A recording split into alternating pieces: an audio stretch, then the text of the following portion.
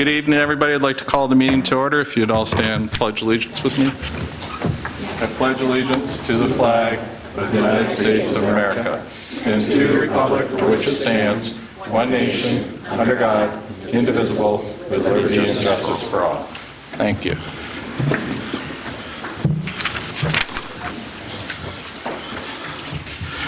In terms of announcements, the public is hereby advised of the audio and video recording of this meeting for the purpose of rebroadcasting.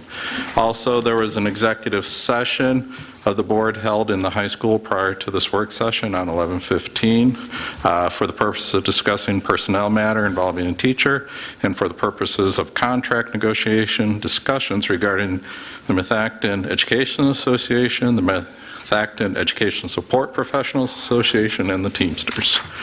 Thank you. By way of attendance, we have all the board members present. Now I'd like to turn it over to Dr. Zerbe for recognition of guests and scheduled speakers. Thank you, Mr. President, and good evening, everyone. This evening we have several presentations. This evening we have a remaining field projects items presentation, an SRO program update, full-day kindergarten, and an elementary school program and capacity update by Dr. Angstad. We're going to start this evening by remaining at the seat. We have a paper in front of you. It's labeled Fidavia at the top. And with us this evening are Mr. Fretz, our Director of Facilities, and James Miller from Fidavia with a recommendation on remaining field project items. James, you want to come forward with Mr. Fretz? I want to let the board know that last evening we held a property committee meeting where we presented some of this information, and it was so recommended that we move the item forward for your consideration this evening to make sure that the board is up to speed on what the recommendation is. And if it so moves the board after discussion about the item, that we can put it on the agenda for approval, we'll do that for next Tuesday. So, Mr. Miller? Yes, good evening, everyone. James Miller with Fidavia. The purpose of this document that is being presented to you is with regards to the site improvements that has been put into place with Zopspector and the township inspectors. There's a number of items that has came up after the one item during construction and 3 items after construction that has to be that the township has requested that we put our attention to. For example, the first one is the swale number 4 revision. During construction, it was installed. There was a swale installed along the back of the auxiliary field, and what has happened? There's neighbours in the back of the property that are informing us that they are having concerns with water egress, groundwater coming into their properties. So what we have done is Zopspector and the township has came together and came up with a solution to take care of that. That's that item. Basin number 2, as we all know, during construction we built it as per the drawing, and what happened was we had actually found that it was not draining properly. So what we've done is with heavy cooperation with the Conservation District, the township and Zopspector, we've actually got a solution to resolve that and take care of that situation. Mill Road storm and parking improvements, there's for a good number of years there's been an issue with all the water flowing down Mill Road, and what's happened again, the township engineer and our engineer came together and actually came up with a solution to try and capture as much of that water coming down the street. The other thing, the final one there, is the buffer improvements. That is regarding all the landscaping and the trees, the extra trees to comply with the lighting agreement. These items, what we've done is to try and achieve the most efficient way of encapsulating this work is by going out to bid and actually putting this as one large package to go out to bid and get as many offers as possible and get this work carried out under the one contractor, rather than actually doing it in piecemeal, and then because that would actually be extra cost. So this, what I've got here is the new scope under here is 194,000. There is some items under the contractor's scope that we have got whole retaining money for, etc. Then that is 40,000. And below this, we've got the budget costs for ourselves and also Subspector to create the bid and also oversee the construction. And this is what we're coming forward to you tonight with to see if you would be willing to entertain moving forward with this project. So just so the board understands, what would happen is if, after all your questions are answered, and it's okay to bring the motion forward for next Tuesday, the motion would read something like, to approve the administration to proceed with preparing the bids associated with the additional field project items as listed on the attachment. The bids would then, we would then contact the providers here of that service. We would proceed with preparing the bids. We would take the bids out to market. We would then receive bids, and they'd be reviewed, and then a recommendation would be provided to the board about how they want to proceed, if they want to proceed even at that time. But that's really what we'd be asking for in terms of a decision at this moment in time. But it should be known that all these matters listed at the top are matters that need to be resolved for us to end our permit with the NPDES. And so while there's some additional dollars that are being offset by work that is removed from our original contractor, there are some new projects like the Mill Road storm and parking improvements, which wasn't a part of the original field project program. But as a result of the improvements to the facilities, it's become a matter of contention for the neighbors, and it's a matter that, as Mr. Miller has said, has been going on for a number of years, that, in all fairness, really should be addressed.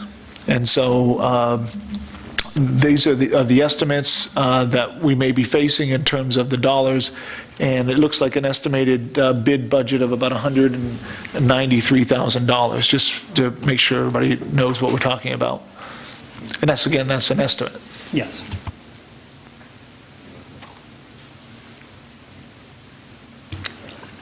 Can I just ask a question? James, would you do me a favor? Would you explain the math that you did on the sheet? Yeah, the new scope, what happened was during the property committee meetings, I had just a single line items, one column, just showing how much we were looking at as an overall estimate for the work.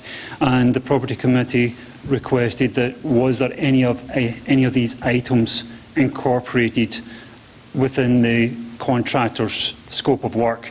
So what I did was I've noted here what work was actually being retained from their contract at this moment in time. So therefore it would be the 194 in subtracting the 40,500 off of it, and then incorporating the cost down below.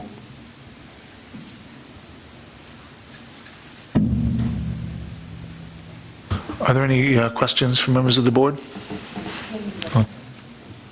James, I just had one question. Yes. Last night when you presented this to us at the property committee, the number you had for Subspector was 6,800. And obviously it didn't include a pre-bid or post-bid breakdown. So I was wondering what changed that caused it to jump that much. No. I apologise. I mixed the two numbers up. It is the same number. It is the same number. Fidavia's post-bid work is 18,000. I met actually, and it was 67 for the pre-bid for ZOP. My apologies. Thank So you for just to be catching that. clear, you're saying just switch the 6,700 and the 18,000? Yes. Okay. Yeah. Thank you for catching that. I'm not sure if this matters, but you referenced NPDS.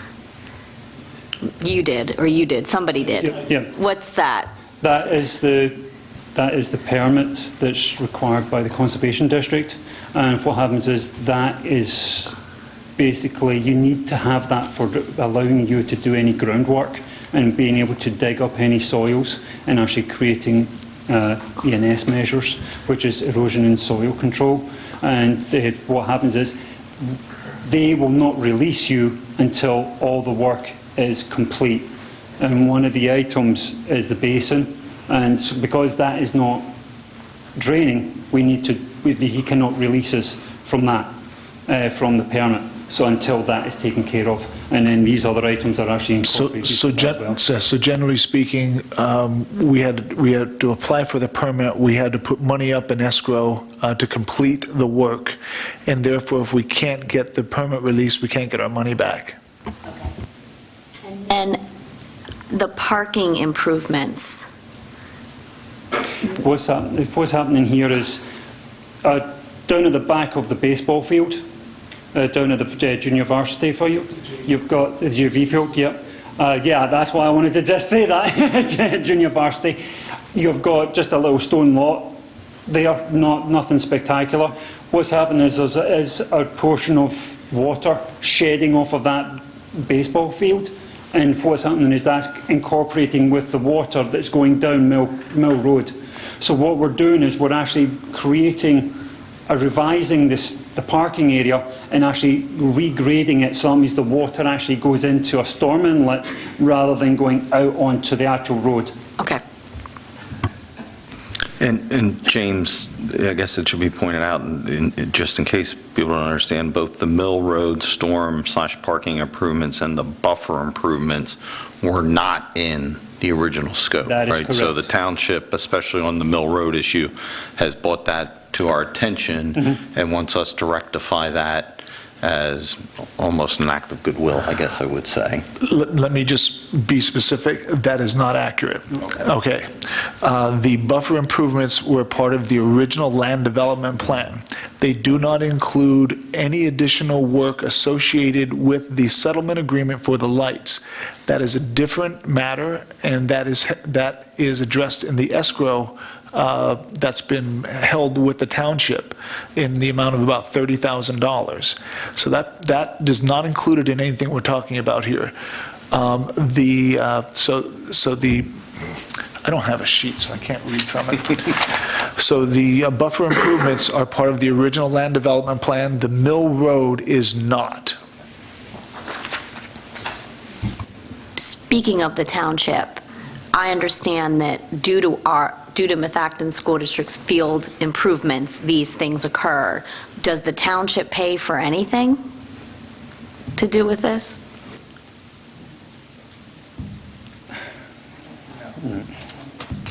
I don't think there's any cost incurred by the township. I just had two questions here. Yeah. The scope numbers, are we fairly confident that the costs for these items will not go above and beyond this number, or are we listing this as an average or what we hope to pay? This is on the top end of our estimate. But what we're trying to do is we're trying to get this work out to bid before everybody else goes out, because the spring work, normally you see bids going out in January and February to get this work. We're trying to go out in December to try and get it onto somebody's books well in advance and try and get it as cheap, Get the best rate. as cost efficient as possible. Okay. And the second question is, are we confident that this is it? Are these the last remaining items that need to be addressed for this particular area, or are there still items that we're not quite sure how we're going to handle yet?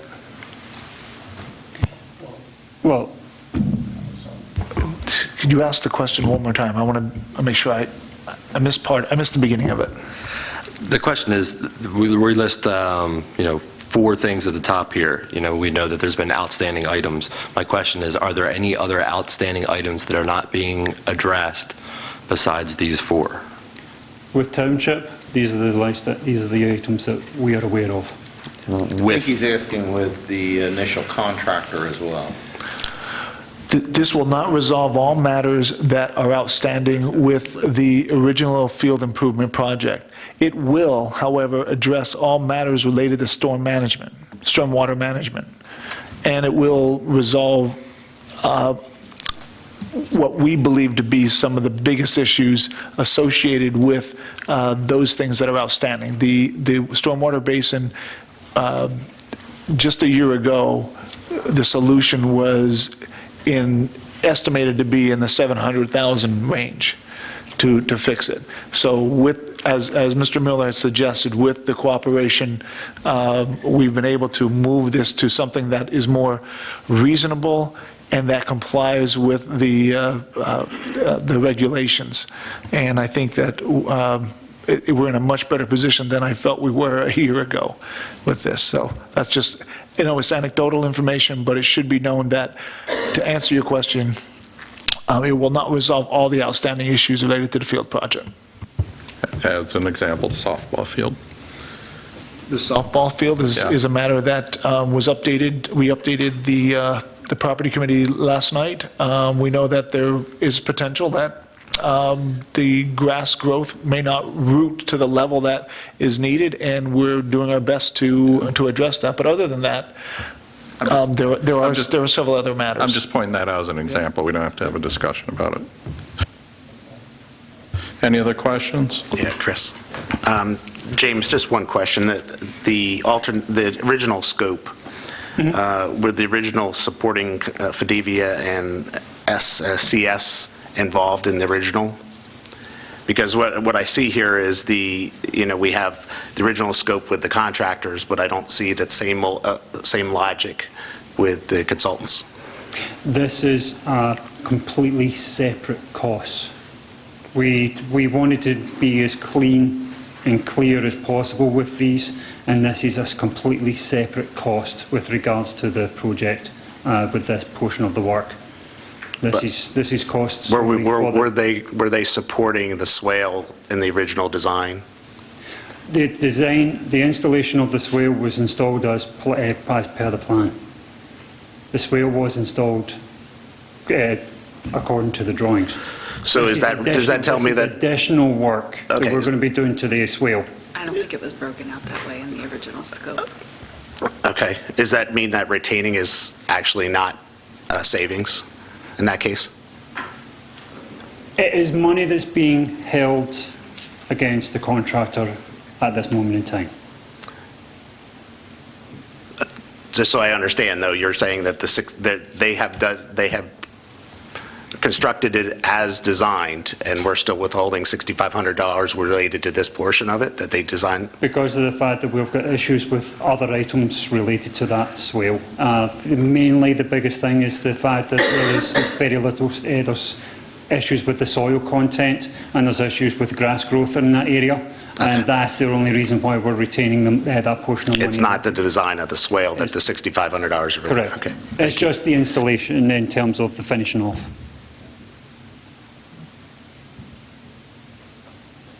Are there other questions? Well, if there are no other questions, then I will then move to have an agenda item on for the board for next Tuesday evening to seek approval of the administration to move forward with the preparing and solicitation of the bids. Mr. Miller, thank you very much. Thank you very much. Next on our agenda, we have Mr. Sosnovic. Mr. Sosnovic is going to provide a school resource officer program update for the board. I believe he has some handouts for you. Good evening. Good evening, everyone. Coming around is a draft document that I'll reference in tonight's presentation. Tonight, I'd like to provide you with an update and a draft summary of the School Resource Officer Project. On Monday, October 31st, we posted a request for information for the School Resource Officer and related security services as discussed at the October 25th board meeting.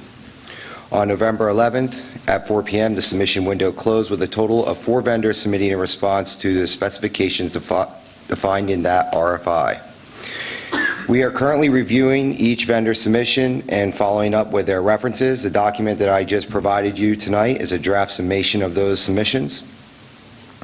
On November 16th, which is tomorrow, the vendors have been invited in to present their proposals. Our ultimate goal is to provide the board with a recommendation at the November 22nd, 2016 board meeting for how this program will be structured and request approval to have the administration proceed in securing contracts with the identified vendors. At this time, that concludes my update. I will field any questions if there are any. Any questions? Troy, is one of these vendors the township's bid? It is. Okay. Guess which one? Well, I just wanted to make sure. In the blinded study, can you go? Yeah, it's identified vendor 1, 2, 3, 4 because this document is in draft format, and the responding vendors at this time wished that those prices not be disclosed until awarded to an appropriate vendor. How many vendors responded? Was this the ones that responded, or did Yes, you sir. get more responses? 4 responses. Okay. Do all the vendors have experience in school districts? To some capacity, yes. Okay. And in terms of vendor number 3, the way that it looks like they are only interested in the augmented services? That is accurate. They are, they did not meet the RFI requested process in defining what that SRO program would look like. They offered it as an evaluation of a program, and that's not what we were looking for. It was not within our scope, so we did not include those numbers in this, but they did say that they would like to offer augmented security services and capacity of security guards. You mentioned they're coming tomorrow, That's correct. and they're coming and meeting with you, Ms. Mangano? Yes, yes, me, Ms. Mangano, Dr. Harney, Ms. Gallagher-Landis, and elementary principal, and Paul Spiewak, or I think it's Dr. Spiewak now, the athletic director. Between vendor 1 and 2, their labor pool, as far as the size of the company, are they generally the same size company, one bigger than the other? What are their resources available to themselves? Commensurate. They're both very similar companies and offer very similar services. One has, at first blush, more value-added services and offerings that might be afforded to us as a district. But relative to labor pool, they have an extensive pool of qualified individuals certified in meeting the requirements as we set forth in the RFI. Have either of the 2 vendors worked for the district before? Vendor 1 or 2? Not to my knowledge.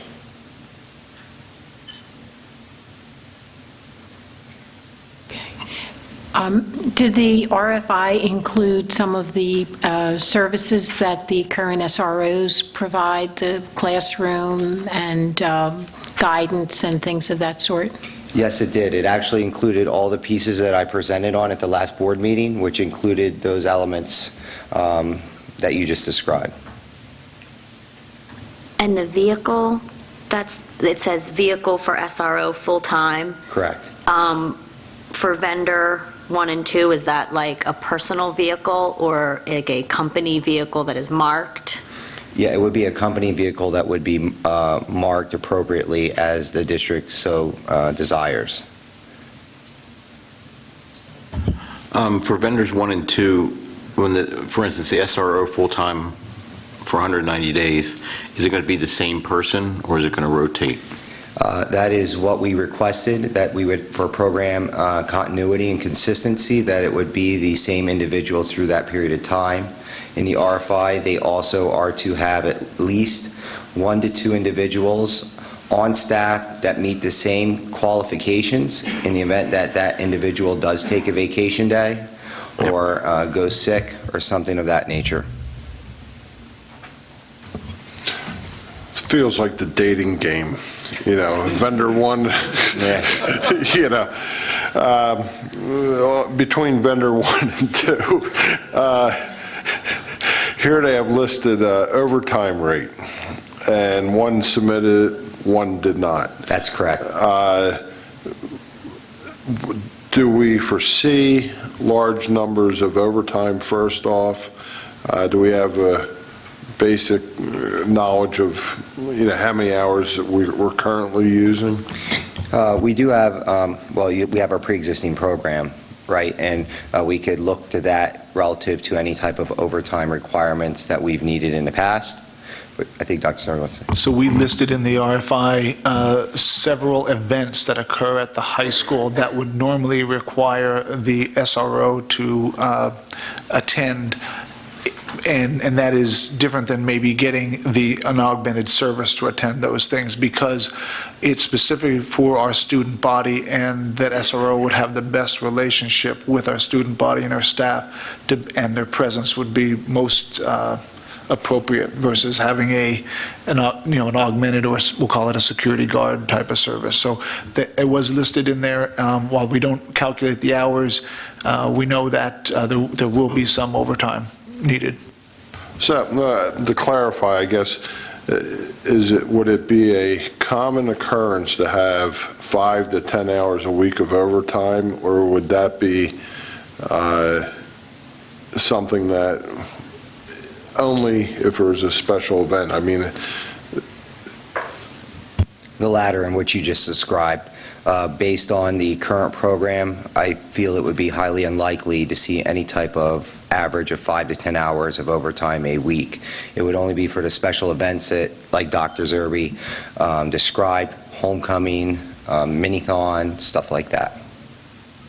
and what I'm getting is, as far as a budget item, we're not looking at large amounts of overtime that would tilt the scale as far as one versus the other. I mean, the one didn't submit anything as far as overtime, but then again, I'd want to know if it's double time or something over the top. So to address that, I'll mention 2 things. One, part of the vendor presentation tomorrow, we're going to see clarification because they did not submit that. My assumption would be that it would be a time and a half, but we're going to get clarification tomorrow. But in regards to overtime, that's specific to a single individual. We've also have listed here an SRO part-time that meets all those same qualifications. So if we needed to bring a second person, maybe a staggered schedule, so the full-time SRO came in 7 to 3, we had this part-time come in at the latter half of the day, 3 to 7 or what have you, overtime costs would not incur. It would just be underneath that SRO part-time. So what you're telling me is we do have control over who they have at the school. So if the situation is we have a 40-hour employee of theirs and we know an event's coming up and we're pushing that 40 hours, we could say, well, we want 2 guys, but they're not going to be counted as overtime. Correct. And one thing that I do like, as I've been going through all of the various proposals that have been submitted, the companies that you're referencing, 1 and 2, give us full flexibility of selecting a specific person and sitting in on interviews and all of that, as well as full control of the schedule. We dictate when we want them here on campus and what that looks like. It's not them dictating that to us. So if that situation presented itself, we would be able to flexibly work with each of these companies, in my opinion, to, best staff for whatever event needed. So vendor number 4, I would take it from your comments, they don't allow us to have that flexibility on deciding who is here and when.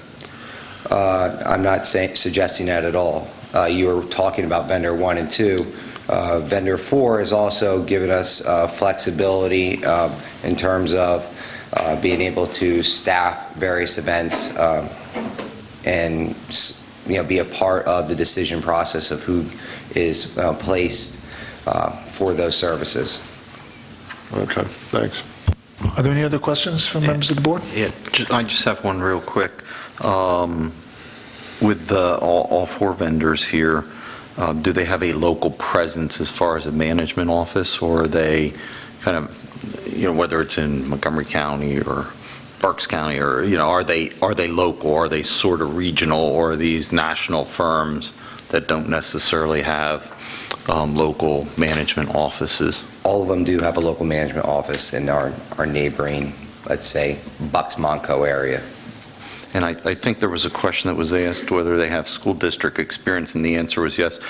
Do we know if there are any of these working in kind of local school districts that are, within our, neighboring schools? Sure, I've already reached out to several school districts that they listed as references: Cheltenham, Neshaminy, Hatboro, Horsham, Abington School District, there's a few more private schools that they listed and stuff like that in terms of, just point of reference. So yes. to your Okay, question. thank you.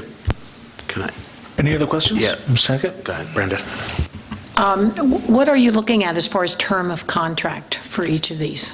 Right, term of contract was a little less than 3 years, so it would be start of end of February, and then it would go the rest of this fiscal year, and then 2 more fiscal years. And why we did that was to align those services with the end of our fiscal calendar versus having it terminate right in the middle of the year. We like to keep things clean.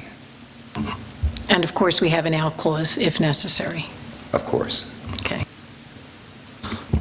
Paul? Just so I make sure I understand the math with vendor number 4. Number 4 is the incumbent that charges $299,000 for a full-time at the high school and a part-time armed at Arcola and supporting schools. Is that correct? I don't think you stated that correctly. The current arrangement right now is 2 full-time individuals, one at Arcola and one at the high school, for that sum that you identified, not one full, one part-time.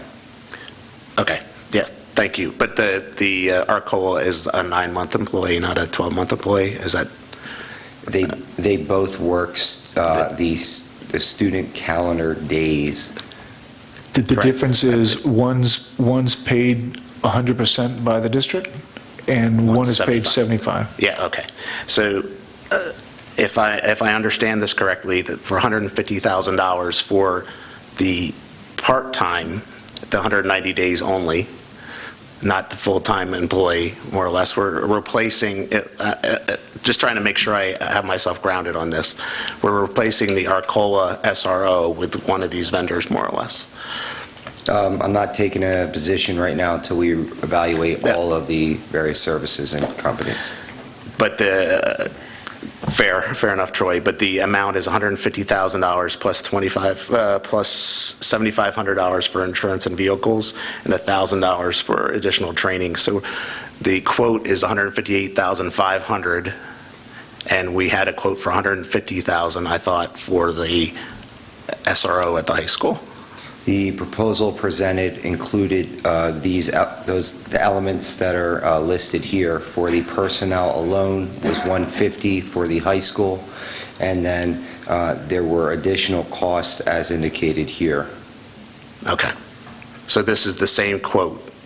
I guess I'm trying to understand is it seems like this is less of a request than the full-time at the high school, but more of a cost.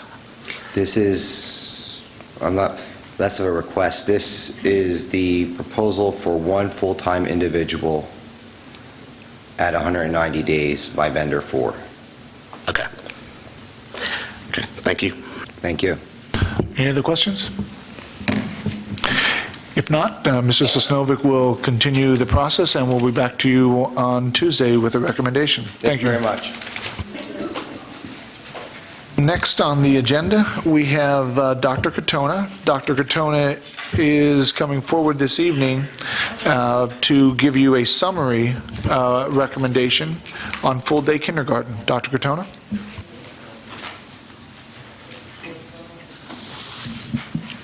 Okay, good evening.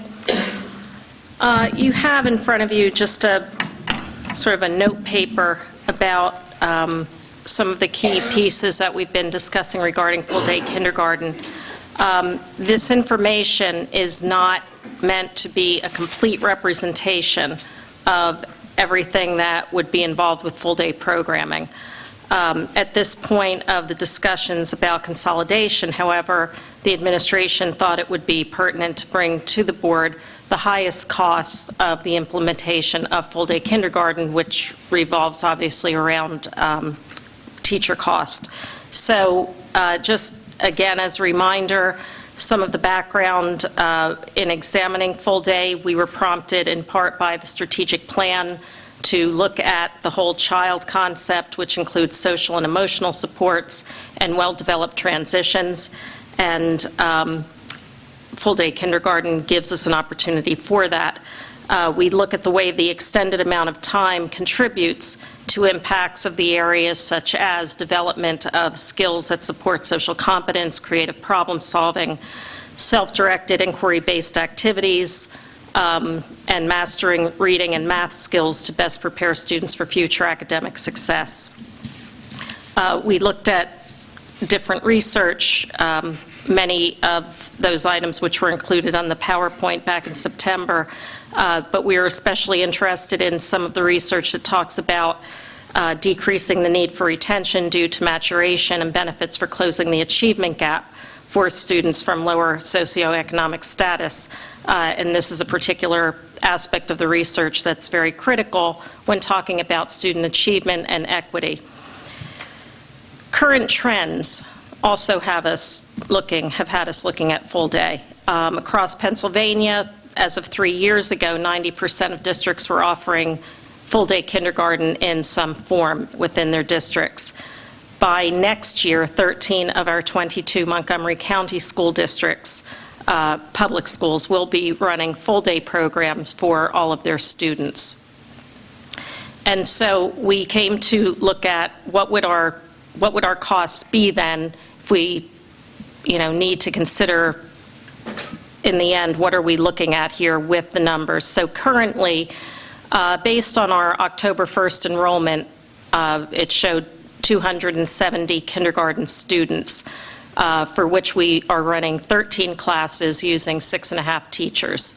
The approximate cost of this, given teachers' degrees and steps in the salary scale and so forth, is a little over $825,000.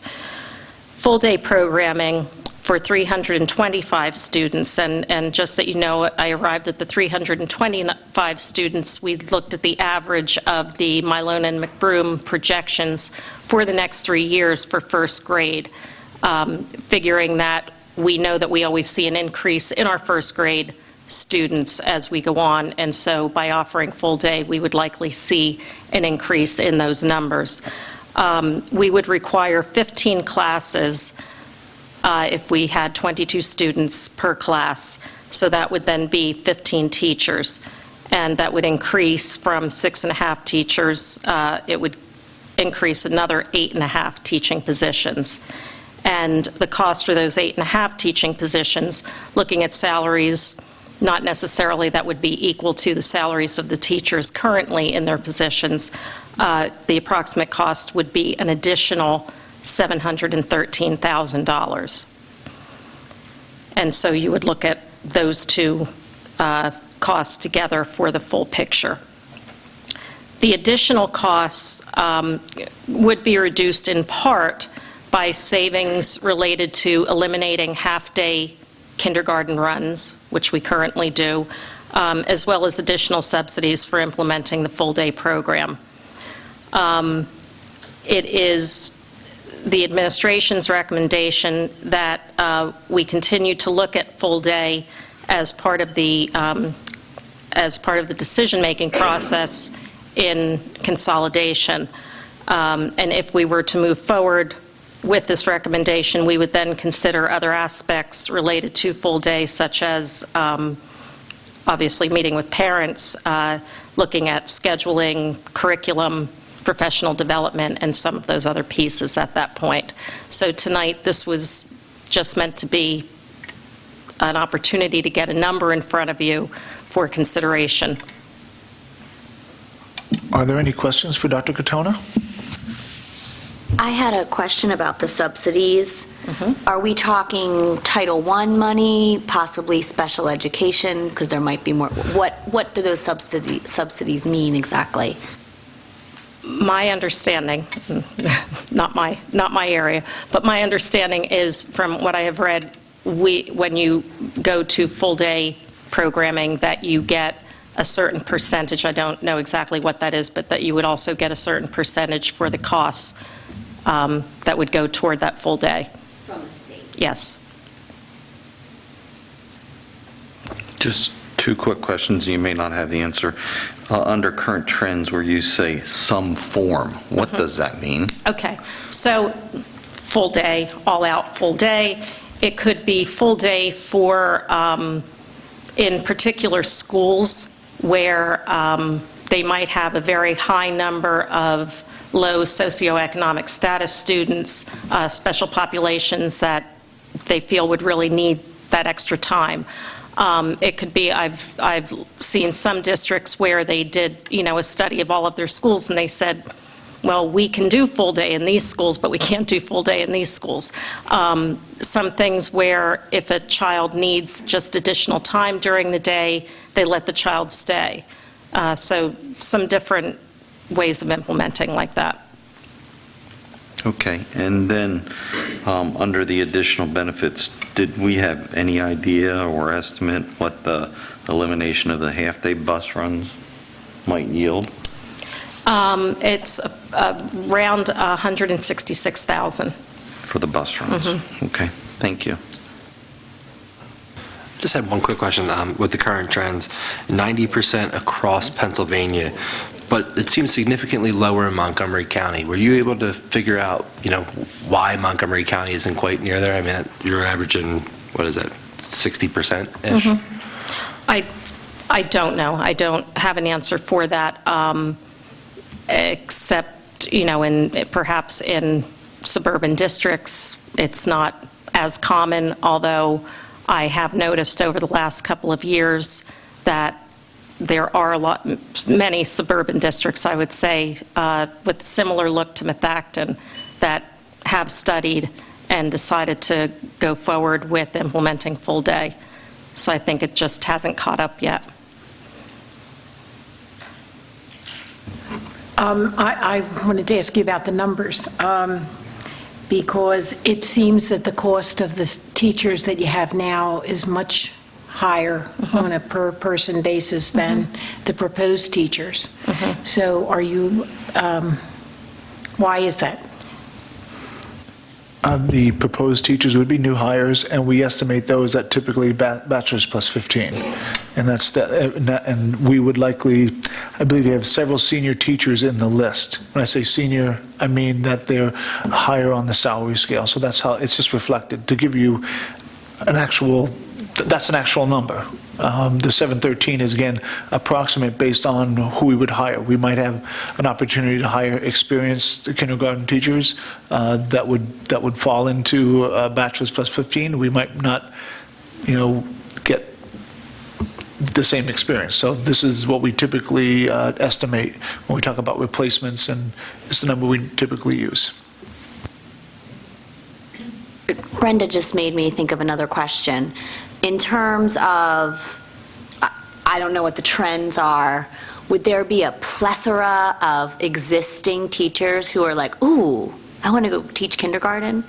I don't know if you've seen that transfer request or thought about that at all. I would have no way of knowing.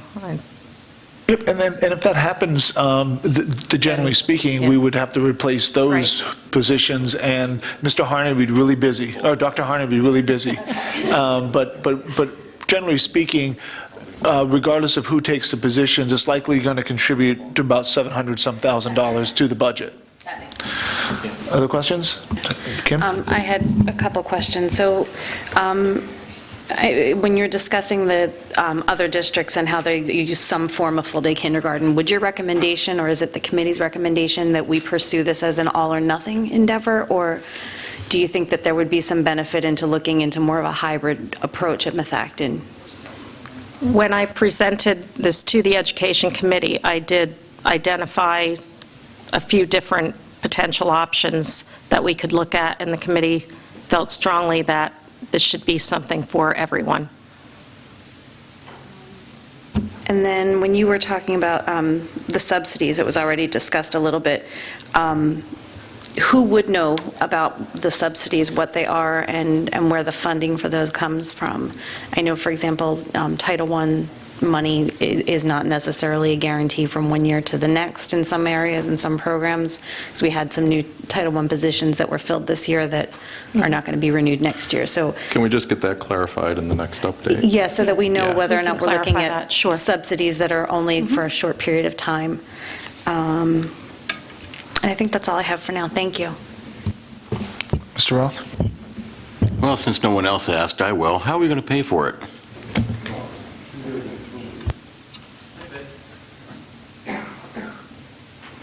Well, again, that would be, first of all, that would be a decision that would likely come from the board to me as, this is something we really want to have, and therefore, how would you make that work? And that's how I would then work to make that occur. I think this is just information, as Dr. Katona mentioned, that you need to consider as part of our conversations regarding school consolidation.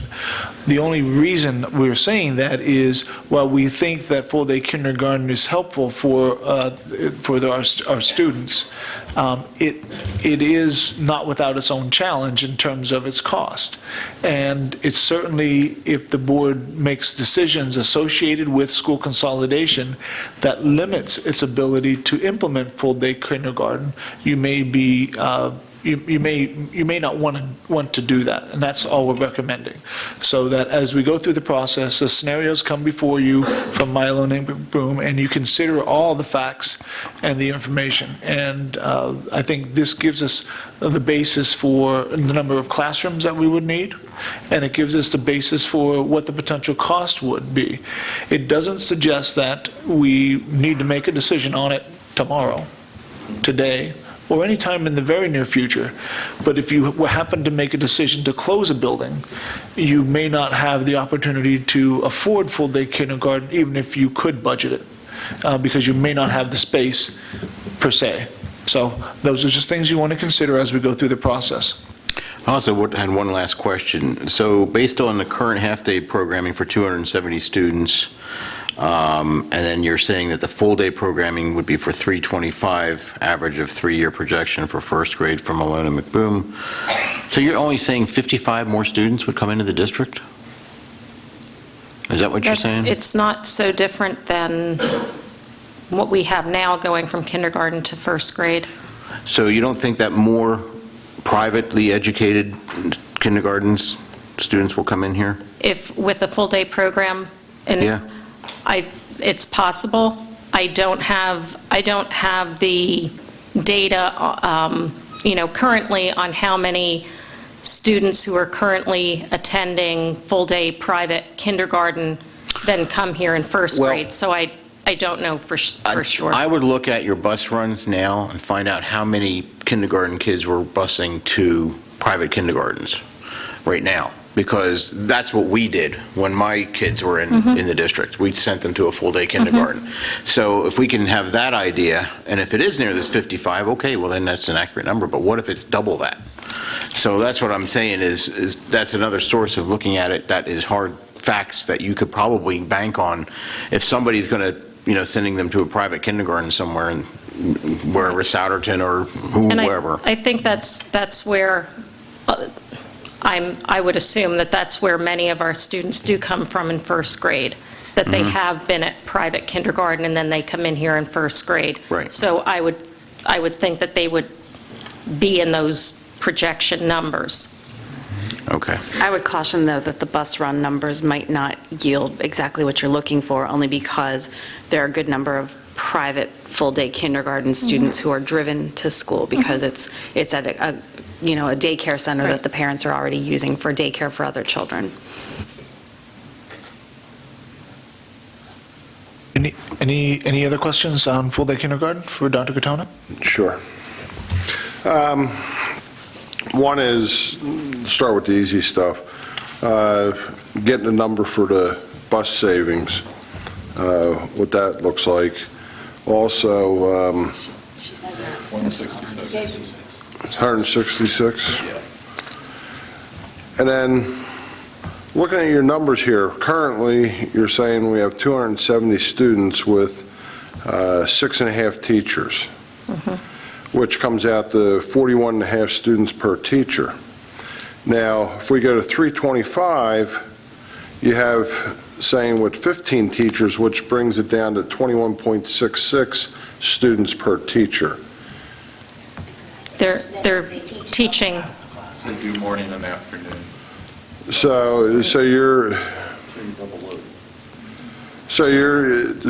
the current kindergarten teachers only work half days? No, we have some who only work a half day, but we also have some who work a full day, but they have one class in the morning and another class in the afternoon. So how many teachers are full-time and how many are part-time? We have 5 full-time and 3 part-time. And then if we went to so if we went full-time kindergarten, what would that look like? How many full-time, we're going to 15 We full-time? would need 15 full-time. So, all right. Now, your part-timers, well, where'd you come up with the 6.5 teachers? If you have 8, meaning you have 5 full-time and 3 part-time. So We have 5 full-time and 1.5 part-time. So we have, in each school, we have 1 full-time in each of our schools. So one of those teachers in each school teaches an AM kindergarten and a PM kindergarten. And then in 3 of our schools, we have an additional half-time who teaches only AM or PM. Okay, so for 55 students, I'm just trying to figure out how we, for 55 students, double, in a sense, the number of teachers for 55. Because right now, the teachers that are teaching 2 classes a day, an AM and a PM, they Okay, have 20 or gotcha. 21 in each class. Okay. They would then have 21 or 22 in each class going into, we're putting this at 22, and they would have that same class for the entire day.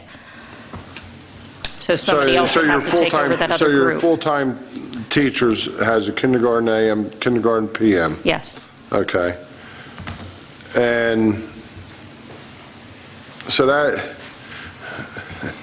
we're increasing by 55 students and we still, I'm just trying, so we're picking up another,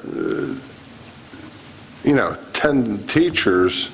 I'm, that Well, 270 number. The 270 would look different. Is that if it 270 were- for AM or is that 270 It's for for PM? everybody. So the 270 Jim, the way would to look at the it, Matt- 270 would look different if it were the full day. The way to look at it mathematically, Jim, on the current is we have 13 sessions of kindergarten.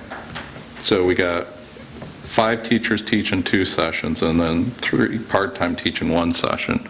So if you take the 13 sessions and divide it by the 270, you get a little over 20 kids per classroom. Now each teacher's teaching 1 session under the new scenario, and it's a full day. So if you take that and divide it by the 15, You could also look at Yeah. it in terms of the number of student hours. So if you take that 270 number, and each of those students is only here for half of a day, so say 2.5 hours or 3 hours, but in the full-day model, you'd have 325 students who are here for 6 hours. So if you look at it on an hourly basis, you can see how you end up with a discrepancy. That's where you end up with needing the additional personnel.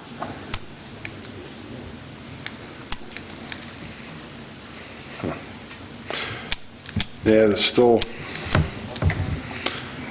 well, I mean, we're adding 55 students to the whole program, and I still can't see how, the class size are getting smaller, no? But you're changing the number of hours that the children are here for the day.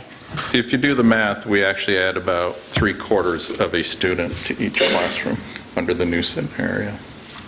And we double the budget for that same time period. So I think what's important, while these are all good questions, I think what's important is that, the administration is not asking the board to make a decision about full-day kindergarten. We wanted to provide this information to you so that you can use it in the context of a larger decision in regards to school consolidation. Are there any other questions for Dr. Katona? Just one, from me anyhow. If we want to do it this fall, coming, September of 2017, when do we need to make a decision? Very quickly. Yeah, because I gotta figure out how to budget for it. I need to figure out how, it will be challenging to do that for this coming fall, and this is the reason. Unless everything stays the status quo with school consolidation, enrollment, and redistricting, those conversations play a huge impact in our ability to do anything else.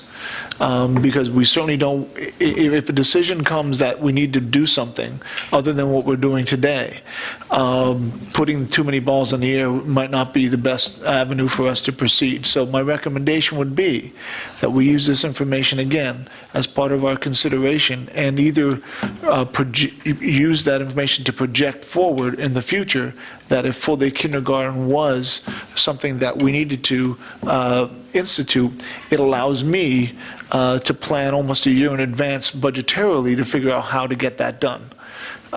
So right now, I can't tell you how to get $700,000 extra dollars at this point. And it's not just a budgetary issue from a planning perspective. Right. What I've been told is taking a curriculum for kindergarten from a 2-hour to a 6-hour is a very significant effort Yes. to make that change. Yes, and typically districts will make a decision around this time, around January, for a year out.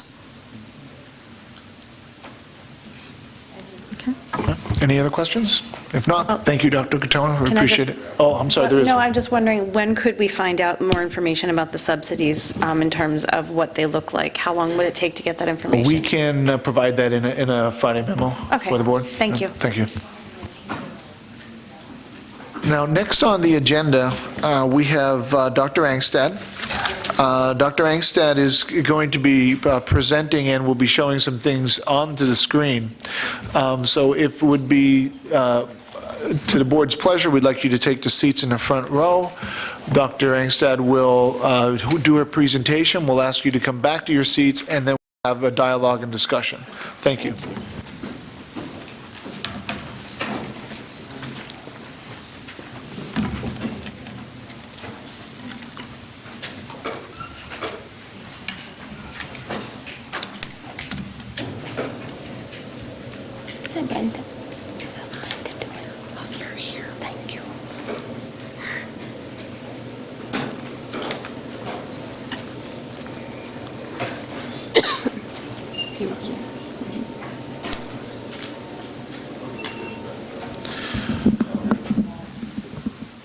So to start this evening, her presentation is in response to the November 2nd Mylone and McBroom capacity and enrollment report that was provided in the town hall meeting at Arcola Intermediate School.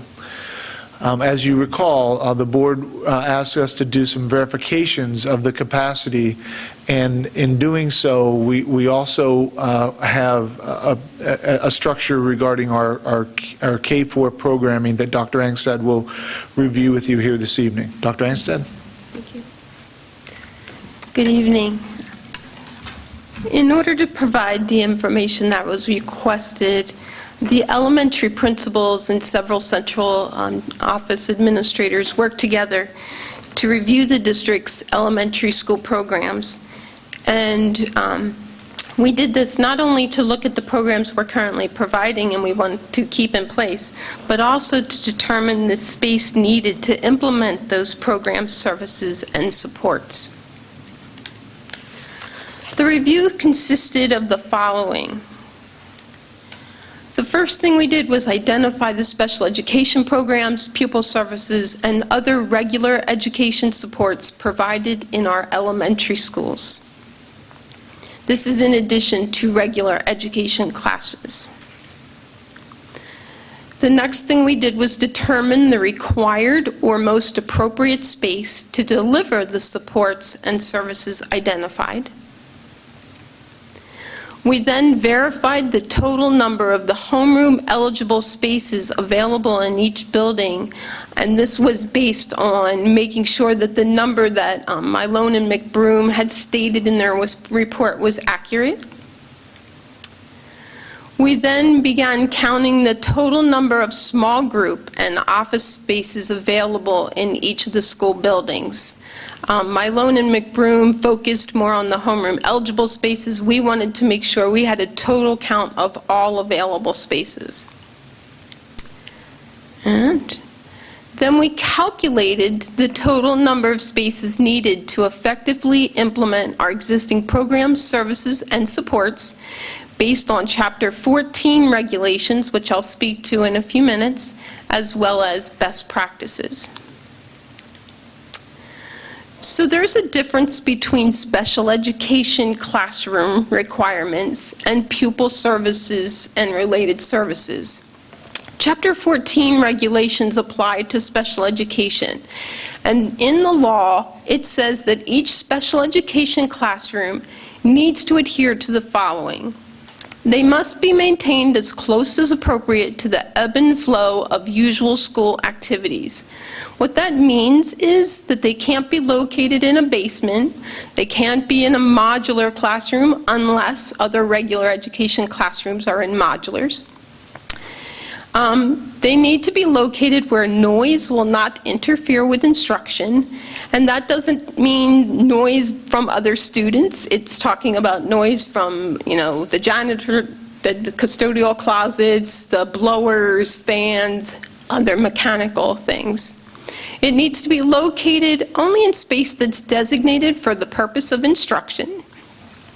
They need to be readily accessible, and they need to be composed of at least 28 square feet per student.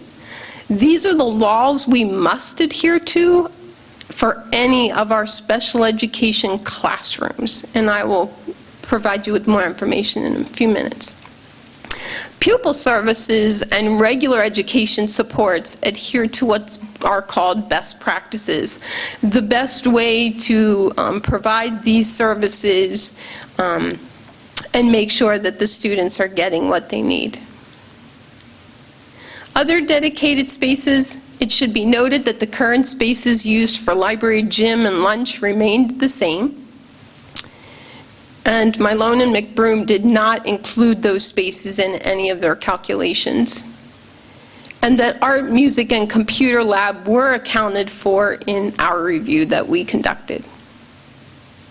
So the next slide, you're going to see 5 slides, one for each building, and I'm going to spend most of my time on this first slide, and then on the next few slides I'll just point out the differences from building to building for you.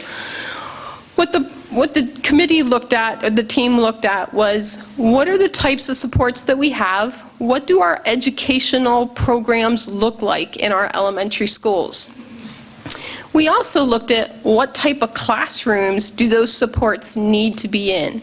So across the top, you'll see homeroom eligible, which is similar to a full-size classroom that you would use for a regular education classroom. A homeroom eligible shared classroom, and if you could envision taking a full-size classroom and putting up an actual divider between it and creating two smaller spaces within a full-size room. Small group spaces, which are already in the buildings, which are used for kids. Generally, small group instruction is 5 or less students at one time. Or office spaces. These are, typical office space where there may be a small group of students, or it's a designated space.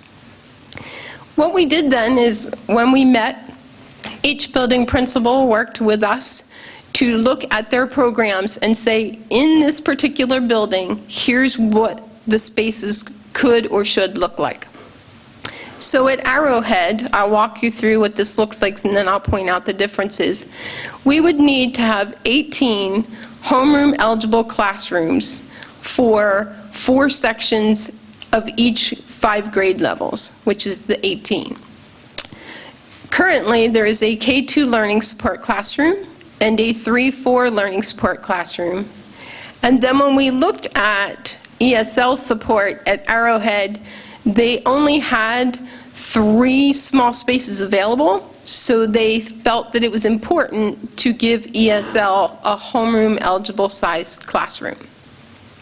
When we looked at shared classrooms, the next column, they looked at sharing gifted education and math support, because from a scheduling standpoint, it's very possible the math support specialists are not in the building every day, nor is the gifted education teacher. And then under that, they had the reading specialist working with our IIS, and they are both working in tandem together the majority of the day, or they're pushing into regular ed classrooms to support students and staff. We then looked at the small group spaces and what programs we considered placing there. We have a K4 emotional support teacher who's in that building. It's an itinerant level support, and she works either with small groups of kids or she's pushing into classrooms. Speech and language services could be in a small group. They're either doing individual or a small group instruction. The occupational therapy and physical therapy, they're both not typically in the buildings on the same day. We share those supports across the district. And so we actually said that they could share a common space. And then office space, we have the mental health specialist, which is a person who comes to the building once a week. The school psychologist who serves the building in different ways. They may have some evaluations they're doing one week and may not be there the following week. And then we have the school counselor and the nurse. So we did this for each of the elementary schools, and I will show you those slides in just a minute. But then on the bottom, what we did was we looked at the total homeroom eligible spaces in each of the buildings and listed this across for you. At Arrowhead, we counted up the homeroom eligible spaces again, and I want to make mention that this reflects 1 homeroom eligible space less than Mylone and McBroom. During our verification, we found out that the computer lab had been counted twice. So we subtracted that from the total homeroom eligible spaces. We then, in the next column, have 18 sections of regular ed, 18 classrooms. The third column, homeroom spaces for special ed. At Arrowhead, it is both special ed and ESL support. Then we had 2 homeroom eligible spaces that were shared, and that gave us a need for 23 homeroom eligible spaces, which I subtracted from that 25, which left us with 2 open homeroom eligible spaces at Arrowhead. We accounted for the art, music, and computer lab, and that took us, gave us another 3 spaces that weren't included there. We looked at the small group spaces available. There were 3. We needed a total of 3. We looked at office spaces. We needed 3, and there were a total of 3. So I do also want to mention at the bottom that there are some little asterisks there. You can share these supports because of schedules, the small groups that they work with, and then the 4 sections at 5 grade levels comes out to be 25 students, which equaled the 500 minus the 10% buffer, which came to 450 students. So this was done for each building. I'm going to point out a little bit of the difference here at Audubon, and you're going to see that it's very similar now for the rest of the schools. The change at Audubon, everything was the same except they were having gifted education and an ESL share a room, and they moved math support into a smaller group space. Again, gifted education and ESL, the way it's delivered, they could certainly share half of a large-sized classroom. All the other services were the same in this building, and the homeroom spaces are calculated the same way at the bottom. The spaces left, the spaces available. So I'll let you look at that for a minute. The next slide is Eagleville. It's the exact same. Oh, let me go back a second. I wanted to also mention that Audubon's total homeroom eligible spaces was increased by 1. There was an instructional space that Mylone and McBroom did not count, and we wanted to make sure it was included. So you'll see that they had 23 previously, and we increased it to 24. Okay, now going back to Eagleville. All of the services here were the same. When we looked at the total homeroom eligible spaces, it was accurate the way it was reflected through Mylone and McBroom. For Woodland, again, the same layout as far as educational programs and supports. Their total homeroom eligible count was also accurate the way it was reflected in the report.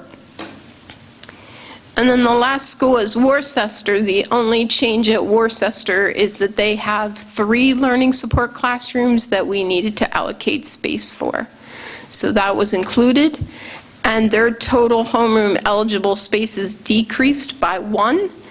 The computer lab was also counted twice in that scenario. Then the last slide that I want to share with you is just the consolidation of all of the elementary schools. So I took that bottom line from each page and put it into one summary for you so that you could see where we are. Then I subtotaled all of the elementary schools, and you'll see that there were currently at that subtotal line 10 available homeroom eligible spaces opened. There is also another type of program that we have at the elementary level called district-wide special education programs. And it's important to talk about these because they're currently operating at Arrowhead, Audubon, and Woodland. We have 3 district-wide autistic support classrooms, and we have 2 communication classrooms in place. Students from all 5 elementary schools participate in these district-wide programs.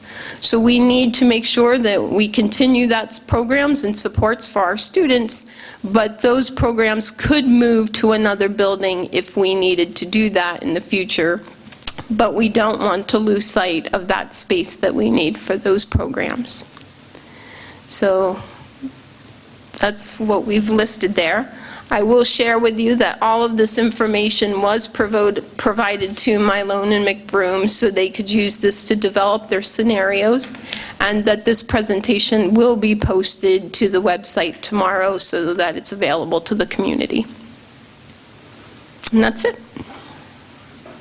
So can we take seats back at the front, and we'll take some questions.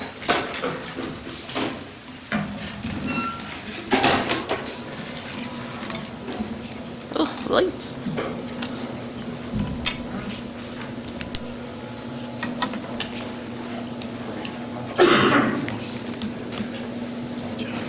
Thank you.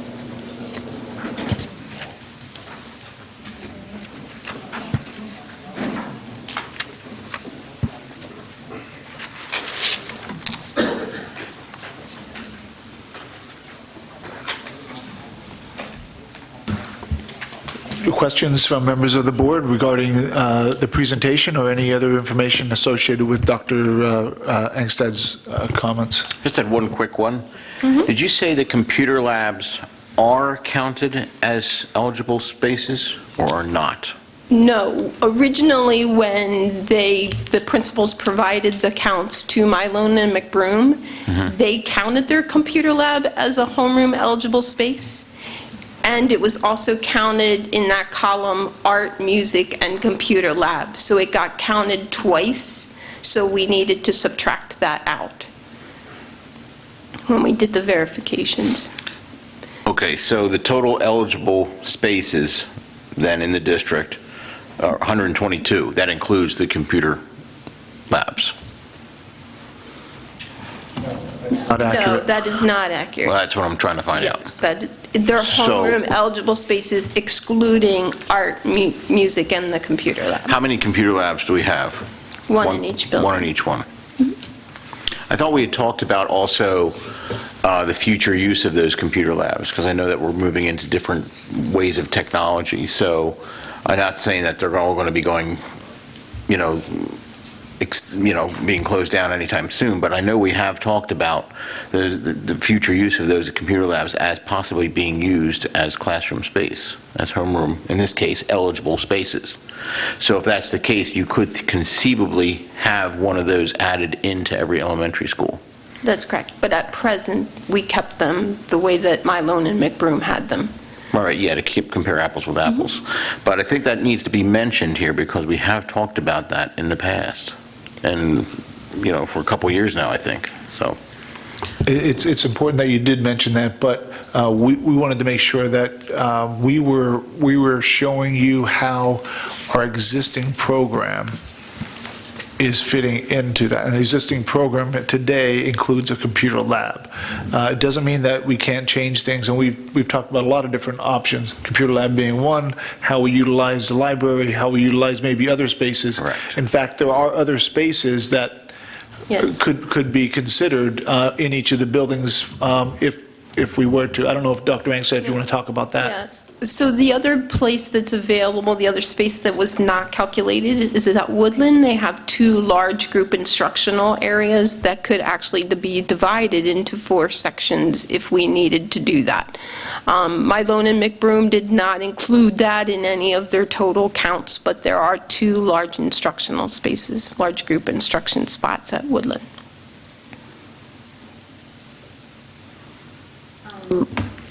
First, I wanted to say thank you, because even as a person who works in a building all day long, I was having trouble wrapping my head around this. So I appreciate the work that went into it, and I can understand it now that I've digested it. This is a weird question. I've been in all the elementary buildings, but I do not know them back and front. And I don't know if you know this question, but I'm like envisioning a room at Arrowhead, for example, that right now is being used as a reading closet, but I don't think it's a closet. It's humongous. It might even have windows. I don't know, but they're using the space as almost like a mini library, like a reading closet. That's an eligible room? I know you don't. Correct. Okay. So at Arrowhead, what happened is they had empty rooms, so everybody utilized the empty space that was available. So if you would go in there, speech and language has a full-size classroom. I believe the reading specialist has a full-size classroom. The IIS person has a full-size classroom. So they utilized them because they're there and they're empty, and everybody's spread out a little bit. But we were trying to say, if we needed to look at our actual programs and not change our programs, because there are programs and they're important, what type of space do we need to actually operate these programs? And I know I've publicly shared reservations, and I think I was using wrong terminology, so I appreciate you explaining the difference between pupil services and special education, because it is a huge difference. And I can say, being a former gifted support teacher, that it is very, very plausible to share a space. And I always happen to do it with the math support teacher. That just happened to be coincidence, because we were there on different days, and it worked beautifully. Thank you. Other questions? Kim? I just wanted to clarify to make sure that I'm reading this correctly. So on the summary page where you're talking about the homeroom eligible spaces that are open, we have a subtotal of 10, but in actuality it's 5, because 5 of those spaces are being utilized for the district-wide autistic and communication support classrooms? That's correct. Okay, thank you. Other questions? Jim?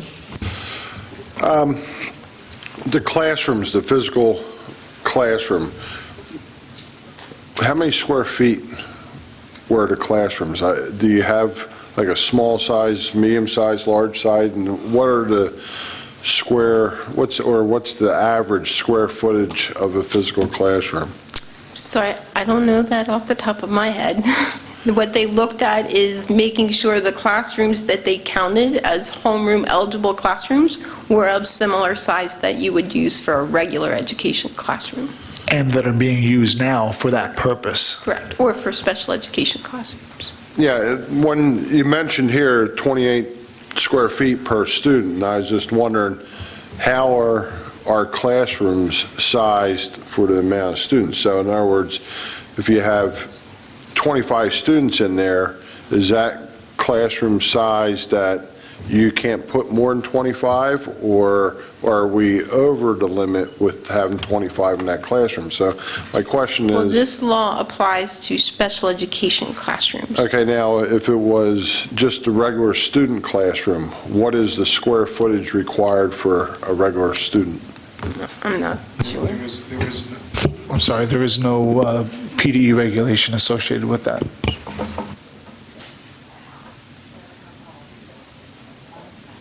Well, yeah, our policy does state 25, but I was just wondering if there's a regulation being that... As an administrator, we would take into the safety and welfare of the students and the staff in the given space. So if it was to be more than 25, it would have to be a number that we could, with all the materials, desk, et cetera, allow for a safety operation of the classroom. So it's not a square foot matter, it's a matter of the practicality of delivering the instruction necessary. Can we have like a list of what a normal size or average size classroom is, square footage wise? And I'd just like to have that perspective, that's all. Is that something that we think we need from the, I mean, we can certainly get that information, it's not, but we would just go out and make... Got blueprints, right? Is it in the blueprints? Yeah, I'm going to say that an average square foot classroom is around 700 square feet, roughly, in the district. Okay, sorry about that. Questions? Any questions over here? Okay. Again, this information was provided. We are going to be posting this to the district website under the school consolidation process. And, we've provided this information to Mylone and McBroom so that they can develop their scenarios. Dave, related to all the schools, we've talked about Arrowhead and Audubon being the ones that need the most fixing up to get them to the right standards from a building perspective. Do you have any updates related to that? Well, I have a little bit of information that might be helpful for the board. It's now, certainly public knowledge in terms of the facilities assessment that was adopted by the board, and it clearly indicated that it would likely require that in the facilities assessment, Arrowhead would be projected to require about $12.7 million of work over the next 10 years. And that's just construction costs. That does not include any other additional costs that might require us to borrow or to have plans or other soft costs associated with that construction cost. In addition, I can tell you that 78% of that work, or about $9,800, or $9,866,000 of that is slated to be completed within the next 5 years. So based on the priorities and the timing associated with the facilities assessment, 78% of that $12.7 million is slated to be enacted over the next 5 years. So that's just something that I think the board needs to consider. In addition to that, for Audubon, the facilities assessment projects about $11.9 million of work over the next 10 years, with 65%, or about $6.1 million to be completed over the next 5 years. So these two buildings combined total about $24.6 million over the next 10 years. Now, I mention that only for the simple fact that if you take the $24 million and you add approximately about 18% soft costs, and I'm using that number only as a number that was provided to us from AEM, the architect that did the study, we're probably in the neighborhood now of about $28 to $29 million of projected cost for these two buildings over the next 10 years.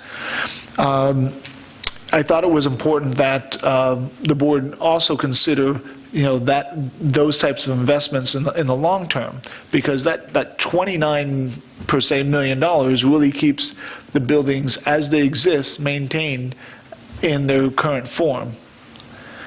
And so in thinking of that, I thought it was appropriate to have conversations with AEM to give the board at least some understanding that there may be other ways to address or to at least consider.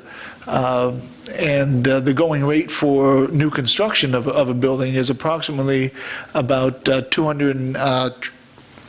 believe it's about $225 a square foot. Giving, let's say, for example, a 500-student building at 100,000 square feet with projected 18% soft cost gets you in the neighborhood of $27 to $28 million. And therefore, what I think the board ought to consider, and not that I'm suggesting that we construct a new building or do anything else, I just think that when we're looking at such a significant investment in two of our buildings that need the greatest care, we'll still be challenged with an Audubon that has certain spaces that are not configured in a way that's similar to that of Woodland or that of Eagleville or Worcester Elementary Center. And while it provides an appropriate education at this time, the board ought to consider how our investments long-term will play out for our community and the children to provide a similar educational environment to that of Worcester, Eagleville, and Woodland with primarily the same type of investment, somewhere around the $29 to $30 million worth of investment. So I thought that might be an important piece of information for you to consider. I'm certainly not suggesting that we construct a new building. I'm just suggesting that it is a piece of information to make sure that we spend our money wisely if, in fact, we are poised to consider making investments in the existing buildings or doing something different. I think it's a very, very good benchmark to understand what a new building would be for, 500 students relative to that. The other thing that I wanted to bring up is, the last meeting there was a lot of discussion from the public and other people about, why only look at the elementary schools.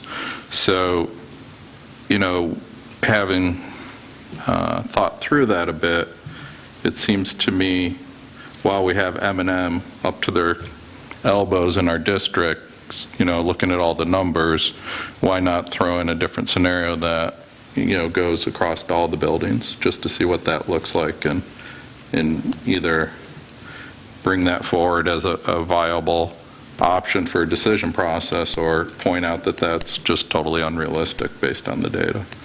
I don't know how other people felt about throwing out that other scenario. Yeah, so I spent some time, I'm sure most of the board has spent some time looking at some of this capacity utilization. Obviously, if we solve the elementary schools, we're still going to have a bubble at Skyview, Arcola, and the high school that will need to be addressed at some point in time, especially if we're going to be investing in these facilities. And I really concur with what you're saying. A reconfiguration of the entire K to 12 might be necessary as far as a step goes, and perhaps could avoid the construction of either the renovation of 2 schools and potential closure of 2 schools, maybe, and avoid, not having or having to invest in our other assets like the high school and like Arcola, and making sure that those investments are being utilized as best they can. So certainly I think there's a play to look at how we package, the elementary schools. Do we need to think differently? Do we need to go back to a 6, 7, 8 in Arcola, and maybe do 4 and 5 at Skyview? Do we think about an 8th grade annex at the high school, and just kind of shift the population with the goal to potentially avoid spending $25 or $27 million?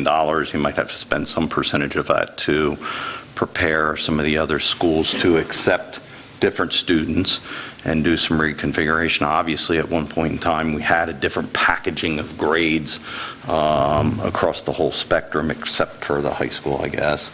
But I think we've got to consider this with the large costs that we're looking at across the facilities, the fact that 2 of the schools are our most aging assets, and we've got a utilization issue that will continue to pass through all the grades. So, if we are going to do this right, it seems like we ought to bite the bullet at one time and really take a look at how we package the grades in the best manner to allow all of the education to happen, whether we're considering, full day K or not full day K, the special needs and the growing need for that, and then get a better investment out of our dollars that we do spend on the facilities that we're using. So I think it's the right time, and I don't think we should be doing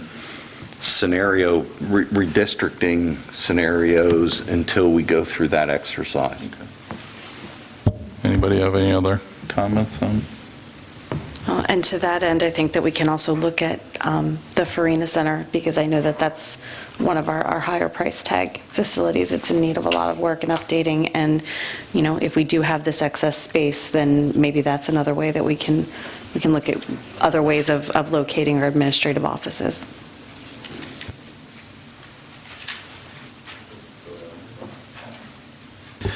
Yeah, I would follow up on Scott's point also. I think what gives me pause right now is the timing of our schedule.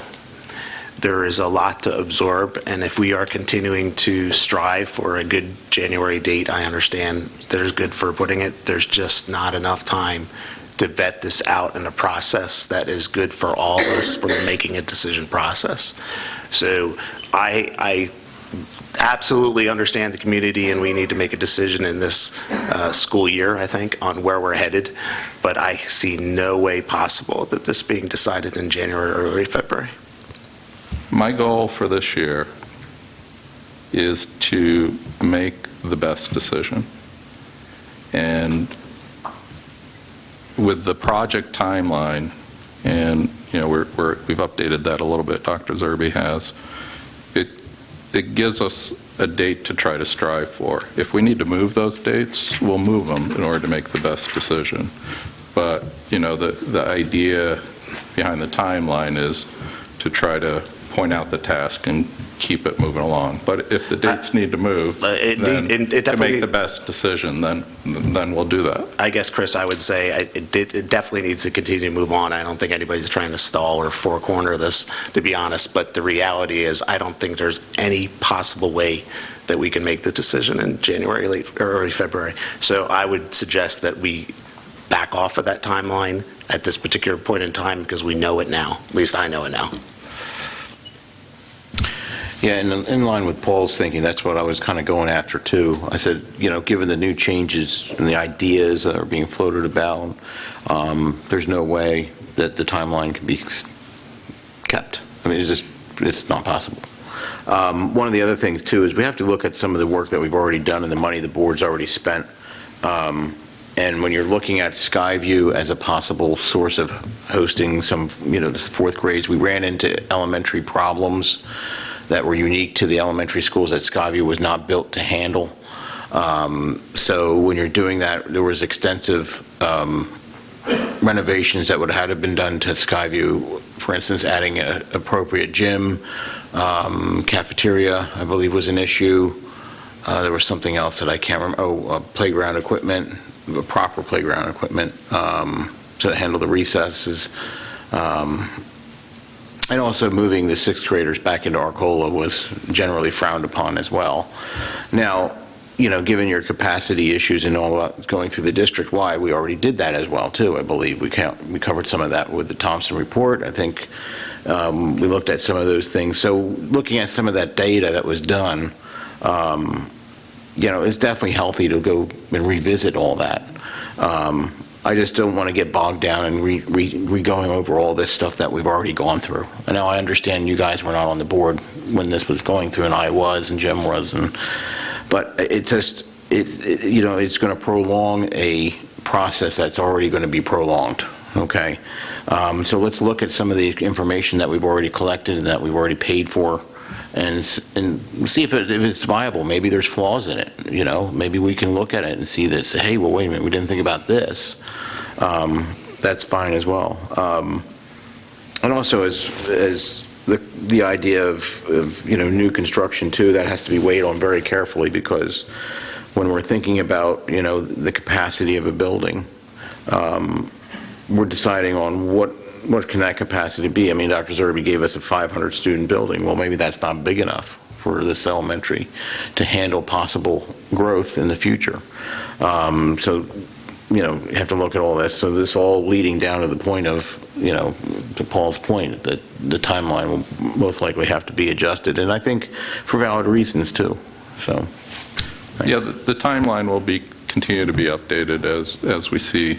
To your point about the previous information, I think M&M to date has done a good job of dusting off some of the information, just validating it and using it. So they've done that in the enrollment work and in the preliminary other work that they've done so far. So. But did they talk about putting fourth graders in Skyview? Not yet.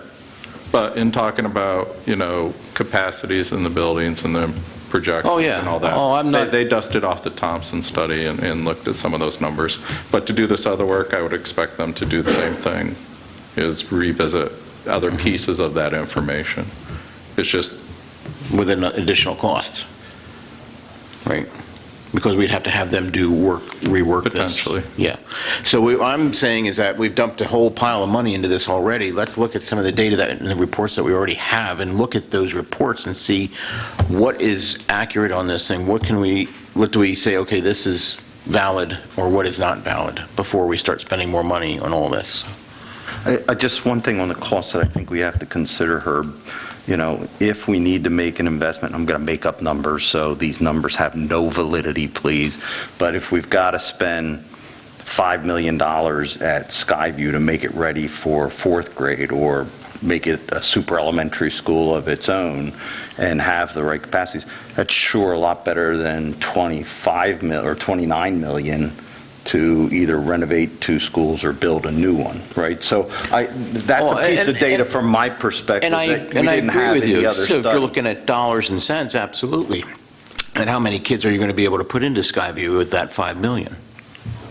Okay, well, that was covered before. No, and I pulled some math out and looked at some of that stuff. So I think there's some math that goes with it to what you're saying. So let's use the math that's been done as a part of our go-forward look. And I'm, I'm looking out for the taxpayers, too, about this. I mean, we could just spend money and money and money and money on this until the cows come home.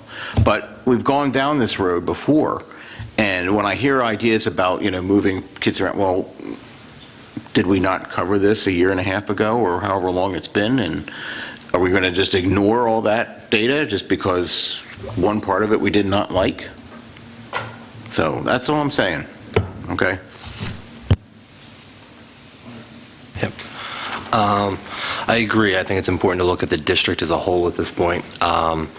And I would agree with what Herb said in terms of, I mean, we saw tonight how effective our own administration can be at looking at our buildings, looking at our programs.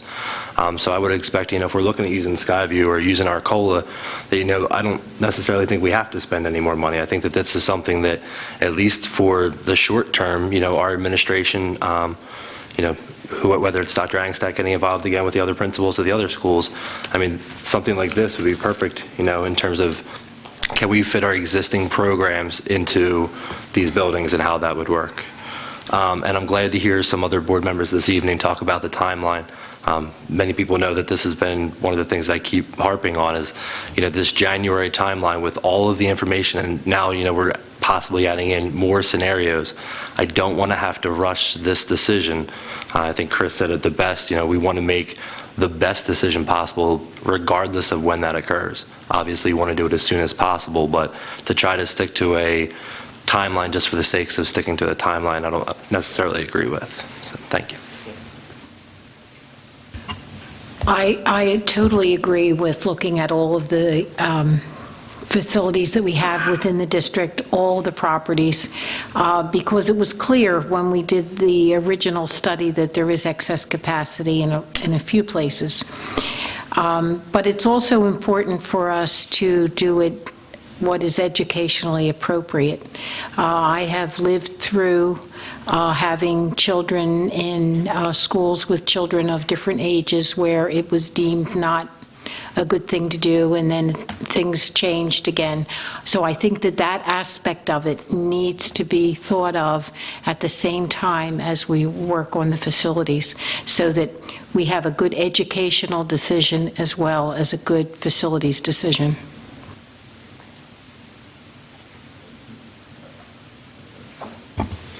Yeah, just thinking about timelines and expense of all this stuff. If the previous board closed Audubon and followed through on what they should have done, that was $833,000 or whatever, over $800,000 a year in savings to the district. So, these studies that are $10,000, $20,000, you take the $800,000 over 10 years, you got $8 million. But we have to get the information, and I think if M&M, if they get us the information in the time that we need it, and that should give us enough time to make decisions. But, time is money, and as we sit here and grind this stuff out and miss another window, there's another $800,000+. That's on the budget side of things. But also, as it lingers within the community, you're going to have the turmoil within people saying, well, where am I going to be next year? Or people coming in, do I want to move into the community because we don't know? So, that's why we started with that timeline, is to make sure this comes to fruition or it doesn't happen. So, burying our head in the sand is not the answer. It's get the information and make a decision. I think that's also based on an assumption, though, that closing the school is a foregone conclusion, and I don't think that that's the direction that the board is taking at this time. But to the point of the timeline, I think that I agree that it seems unlikely that we're going to be able to hit this January timeline, but I don't think that giving up on that timeline at this point in time is the way to go. I think we keep moving forward. We move as quickly and efficiently as is sensible for us to do. And when we get to January, if the board is not comfortable with making a decision, we make the call at that time. But I think that we need to continue gathering the information that we can and digest it as best we can. In seeing what Dr. Engstedt provided to us tonight, I think that we've got a lot of resources within our district that can give us some of the information, to Mike's point, without having to put more money into it. And so we keep shooting for that January timeline. But if January comes and the will of the board is that we're not comfortable making a decision at that time, then that's when we make the decision. But I don't think that we should give up on the timeline too soon.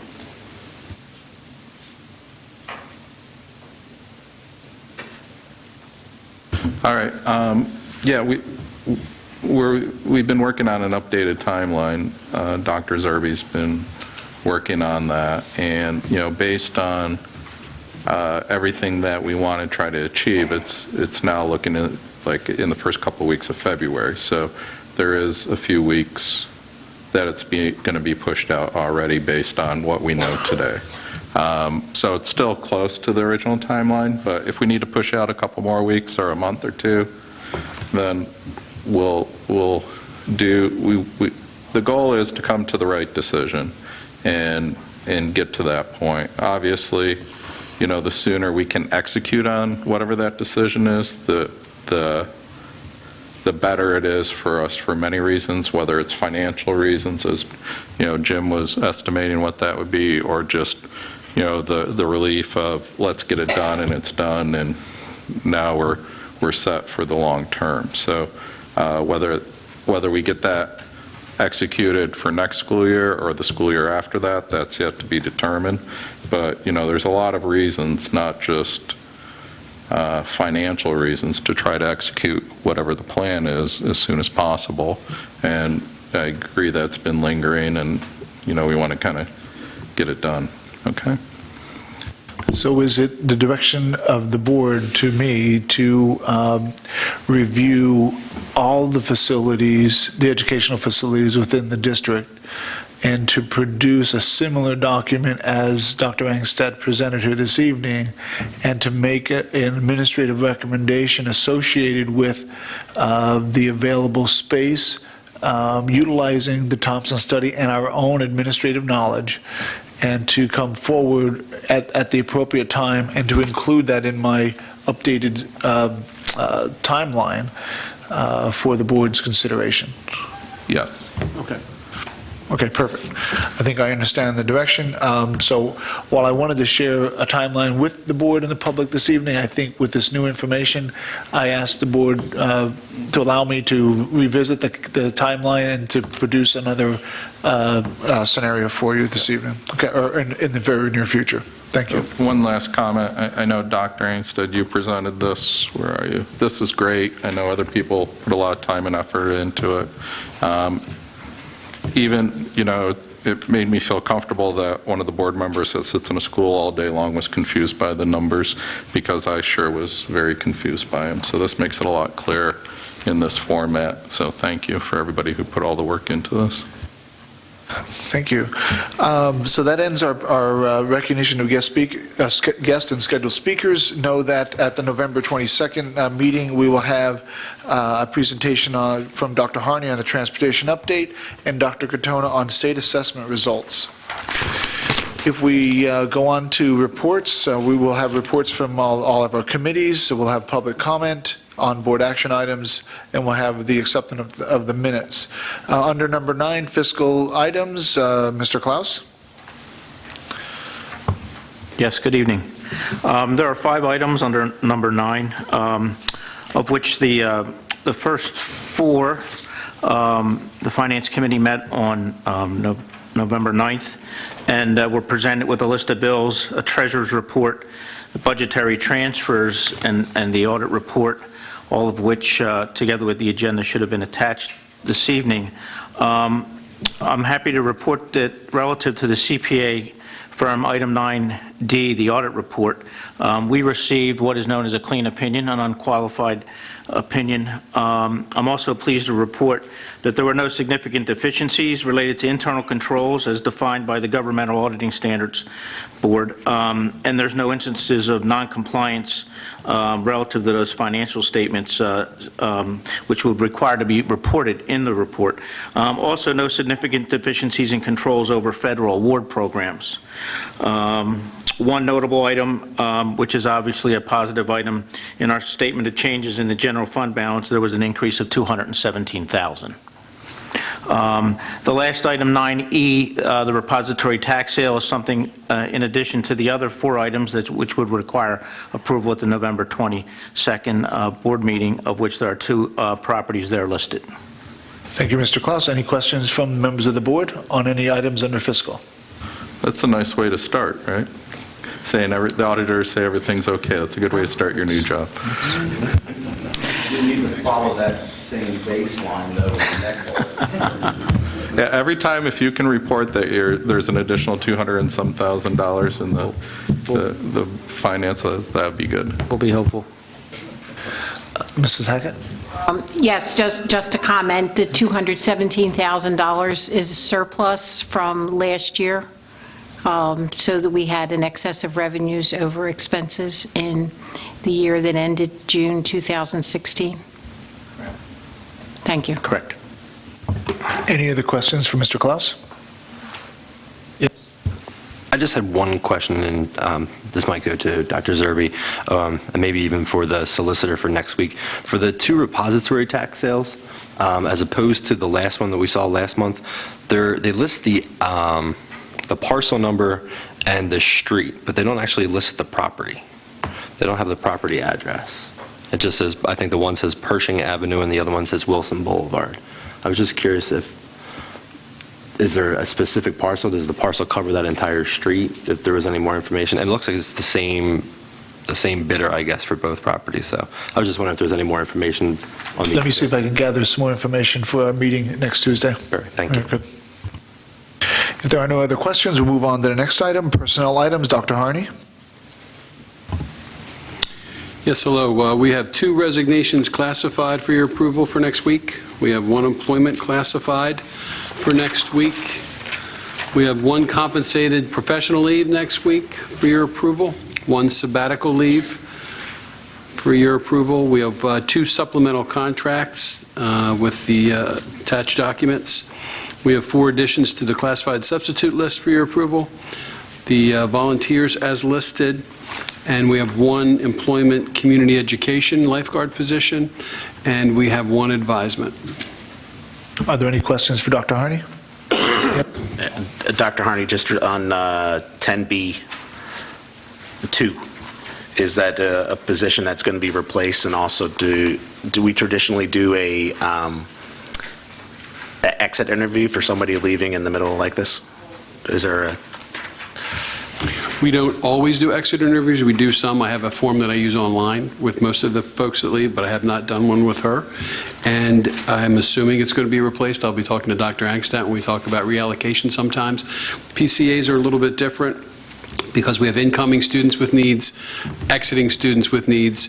So there's some ebb and flow with the PCAs more than almost any other position that we have. Any other questions?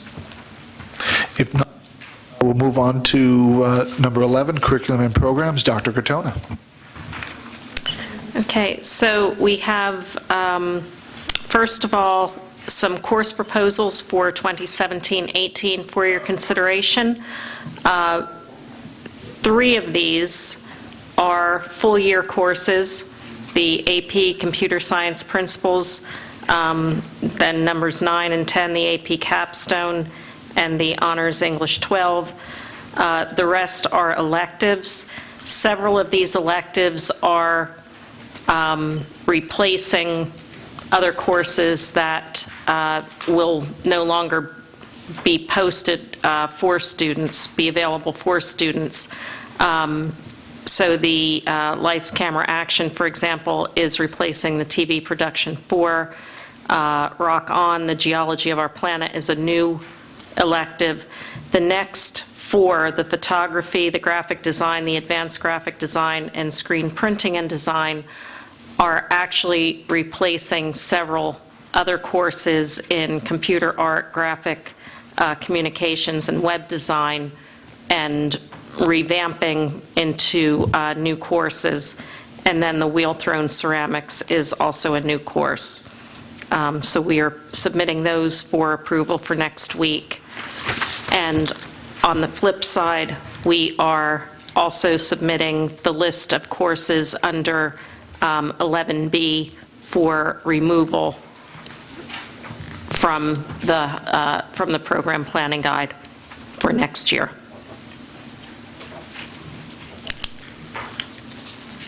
Are there any questions for Dr. Katona? Just a real quick question, and this may be for you, Dr. Zerbe or Dr. Katona.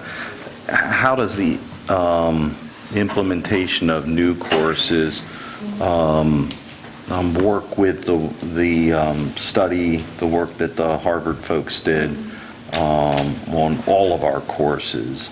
And how are they going to factor that into both the courses being removed and the new courses recommended into their recommendations to us? So the recommendations to us at this point, in that draft document that I provided to the board, has been provided to the administration at the high school, and they're currently working with the staff at the high school to determine the best structure for the high school. And quick reference to that, we currently have a 7-period schedule. There's some that believe that the 7-period schedule limits the ability for students to access courses, and it also limits the effective use of our staff.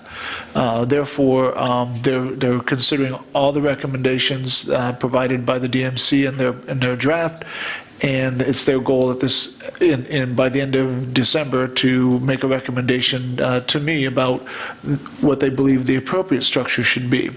Once that's determined, it is the goal of the DMC to work with us as a district to help leverage processes and potentially some software as Mr. Sosnovic is working with a team now to review our student information software, which again scheduling is one major component of that, along with attendance and parent portals and stuff of that nature.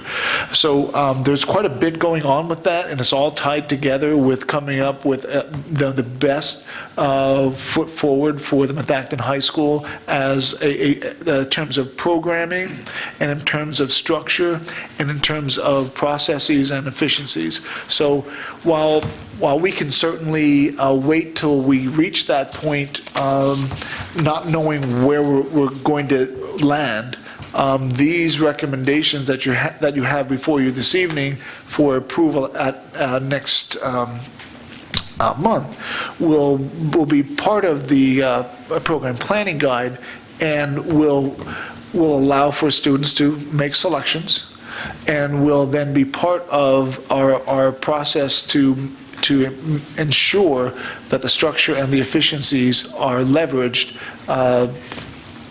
going forward.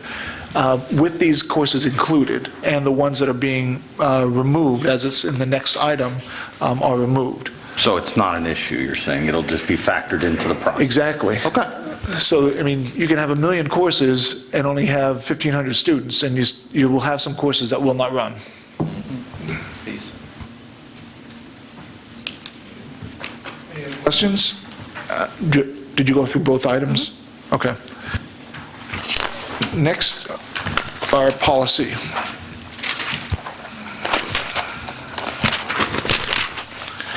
On the agenda for first reading are 7 policies. Policies 236, 248, 339, 347, 432, 440, and 530. They were reviewed by the policy committee and are on for first reading. At next Tuesday's meeting, we'll be looking for your approval on membership, attendance, severe allergy, food allergy, possession and use of inhalers, motor vehicle search, employment administrators, suspensions, non-tenured employees, management team, compensation plan, job-related expenses, and vacation. Any questions on policies as they're presented here? No, go ahead.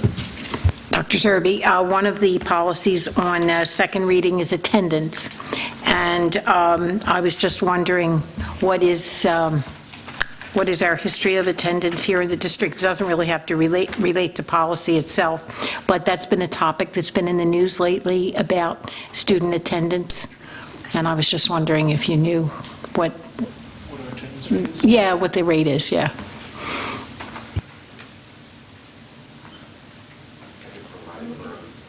I could provide it at this month or this week's board update. It's high. We have a good attendance rate here in Methacton. I'm going to make a guess, it's probably about 96%. So, I should make note that there was a request for, what policy did we remove? Class rank. Just so you know, class rank was determined by the policy committee that if the policy was, as it's currently written, is consistent with our process, that we would hold that policy for further review in January and potentially February.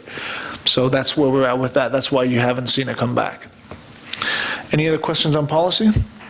If not, we'll move on to the next slide. I had one. Okay. Why do we have a separate policy on inhalers? Because it's just another type of medication. Is there something special about them? Dr. Engstead?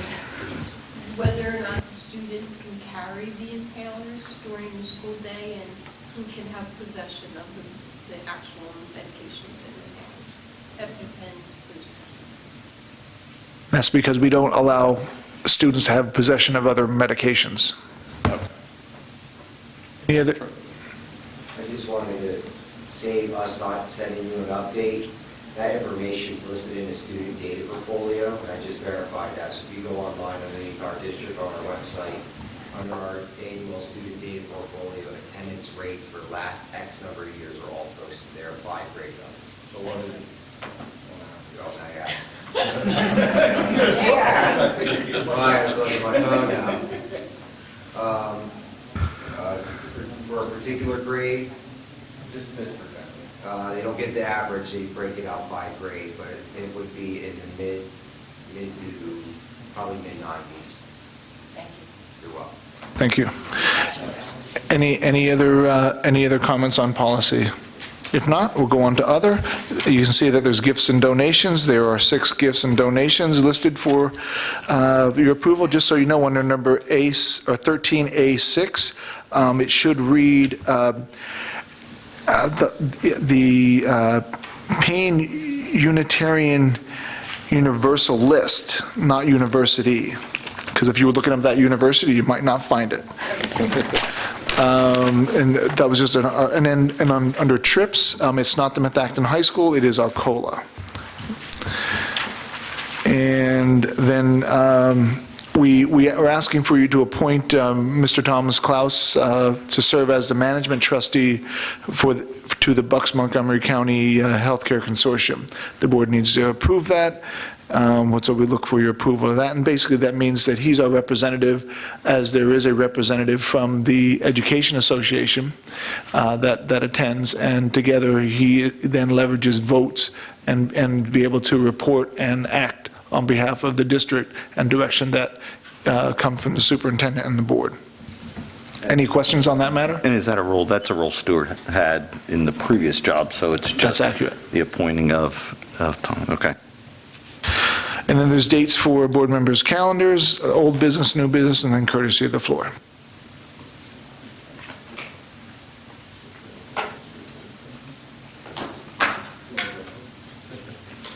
One thing I wanted to say before we open up the courtesy of the floor, the last time we had a meeting, during courtesy of the floor, the public kind of got very vocal in one of our community members was speaking, and I wanted to apologize to the board. I should have jumped on that sooner and brought that back in. That was the first time it happened since I've been president of the board, so I didn't jump on that as quickly as I should have. I'd also like to apologize to the community member that was speaking, Jim, and I should have quieted that down a little bit quicker.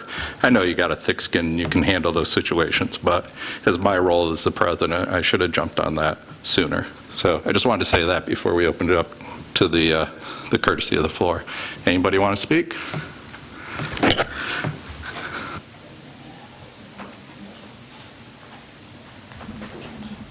Joe Bickelman, Audubon. I think it's a good idea that you bring the sixth grade back into Arcola Intermediate School.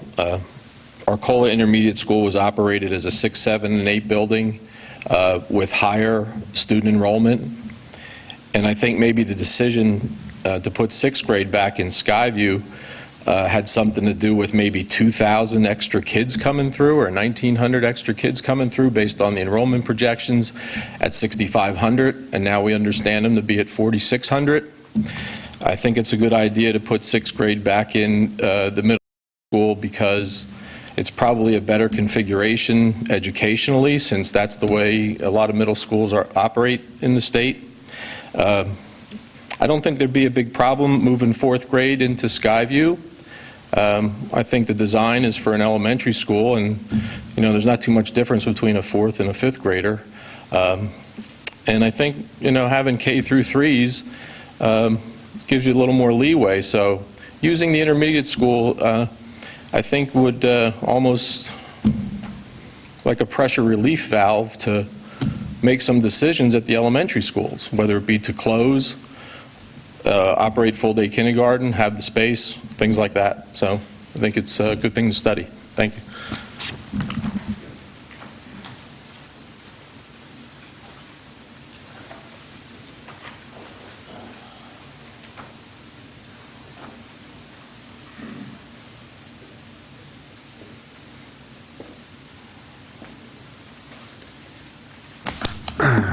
Chris, thanks for your comments. I do have a thick skin. They didn't bother me at all, but I appreciate that. What was your announcement of the executive session again?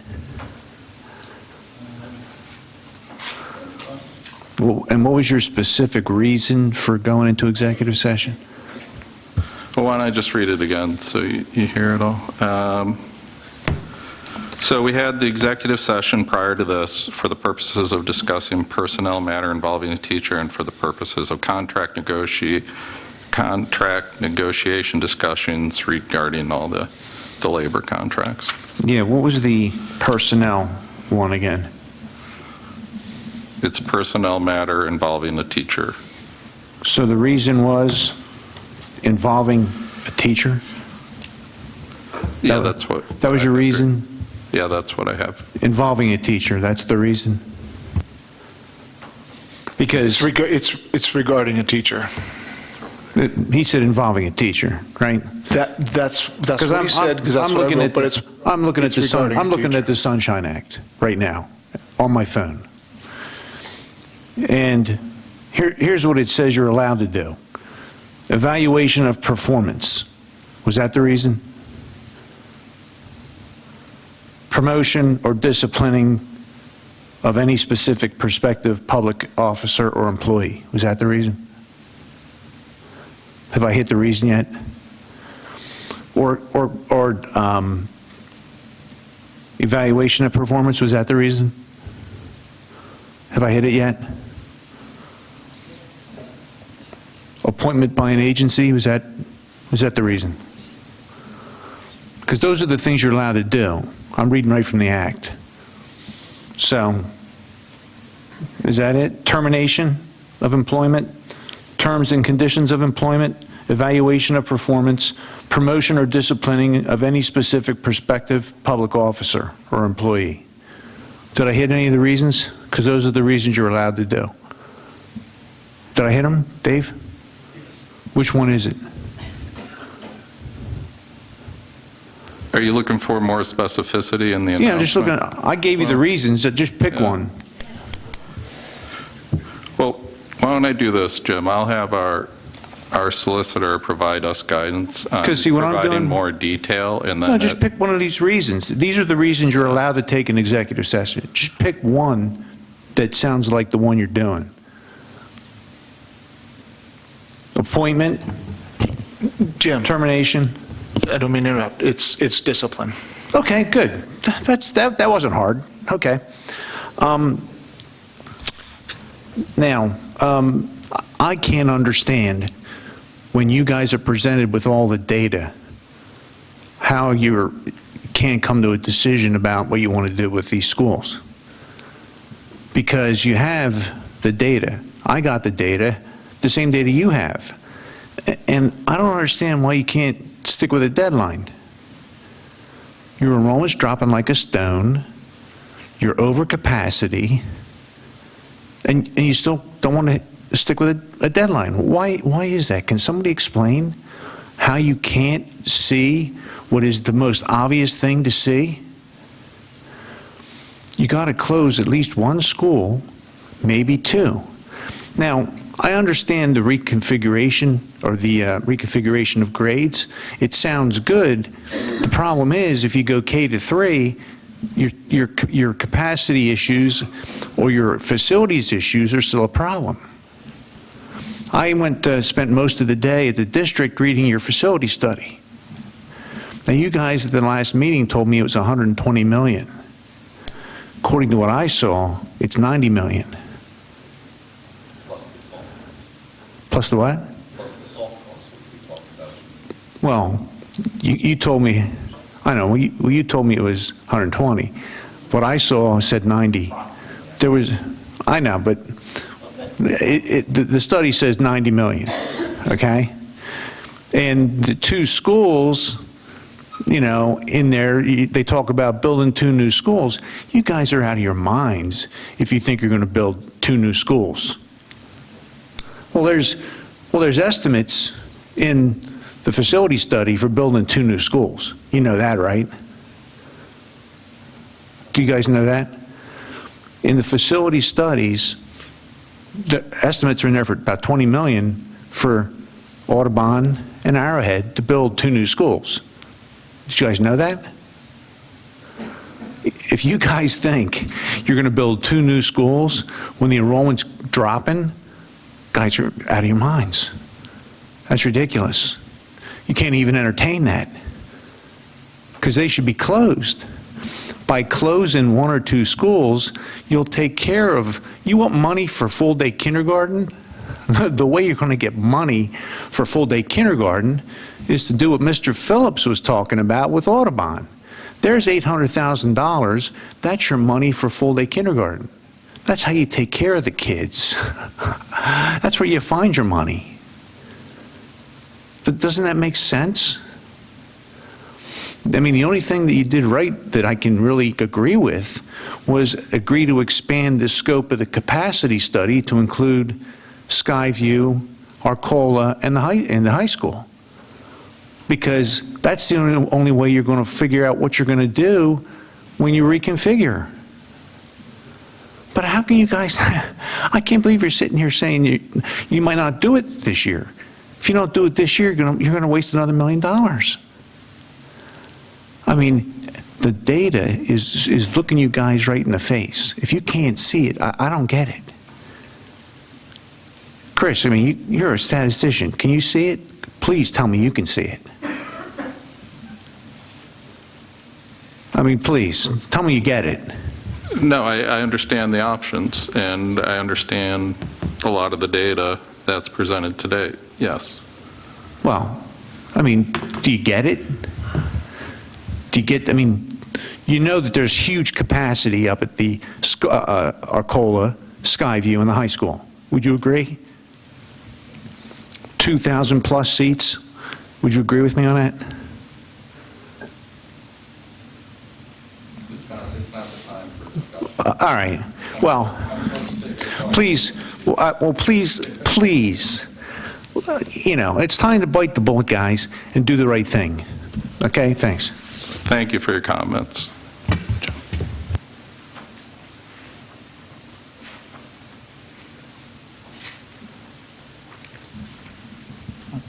John Andrews, Lower Providence. We're getting into some good discussions relative to consolidation, but you had some specific items on the agenda this evening. One was the full-day kindergarten, and one of my concerns with regard to that is the administration needs to show us that, for instance, PSSA scores in grade 3, how do they relate to whether a school district has half-day or full-day kindergarten? I think, and relative to that, I think one of the top schools relative to the SPP scores was Unionville, even doing better than Lower Merion, and they have half-day kindergarten. I think the push for Big Brother, namely the government that taxes us, being the one that solves everything, has a lot of failures in many places around the world, including here. And, so you may, if you go to full-day kindergarten, for instance, you may pull kids out of a full-day kindergarten at a Christian school or a parochial school where they have class sizes of maybe 10 or 15, and the kids end up at the end of that year better prepared for grade 1 than Methacton would do at considerably less cost to the community. We don't. The only money tree I have is a paper game, and I don't know that other people have money trees. With regard to the cost numbers that were presented by the administration today, there are the starting costs for a teacher with a qualifications of bachelor's plus 15 credits. And I think the fair way to do it in terms of, so year 2 for those teachers, they all get pay raises. Year 3, they all get pay raises according to the step schedule. But I think that whatever extra teachers you need for full-day kindergarten for this type of a consideration, should be priced at the costs that we're paying now for kindergarten teachers. And the other thing is that I would think there'd be some extra special education costs associated with those 55 extra students. Now, admittedly, you get more state money for special ed, but and another aspect to it is that you would need to renovate some of those extra classrooms because the state requirements are for bathrooms in kindergarten classrooms. So you may be talking $50,000 or $100,000 to put a bathroom in for either 1 or 2 classrooms per school.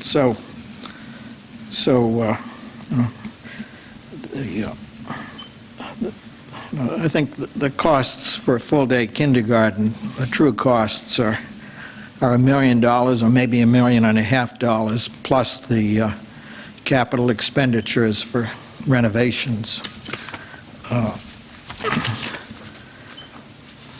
With regard to Dr. Angsted's discussion... Can you finish up, please? I beg pardon? Can you finish up, please? I think on a subject like this that maybe people want to hear more than 3 minutes worth of my slow talking.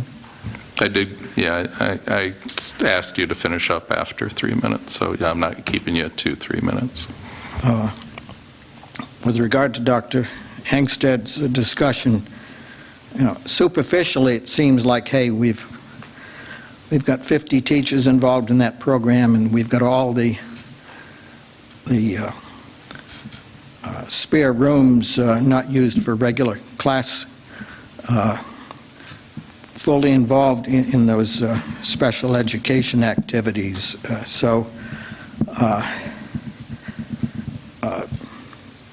If all the rooms are being used with half-day kindergarten, it seems like she's saying, hey, closing one or two school buildings is totally out of the question for the present configuration.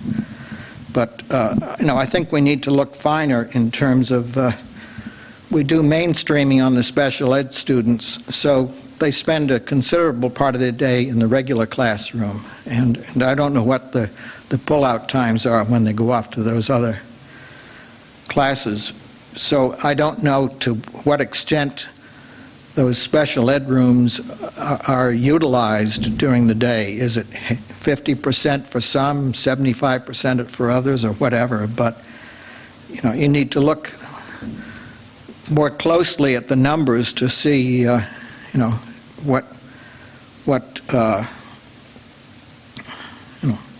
what excesses we might have in the present configuration.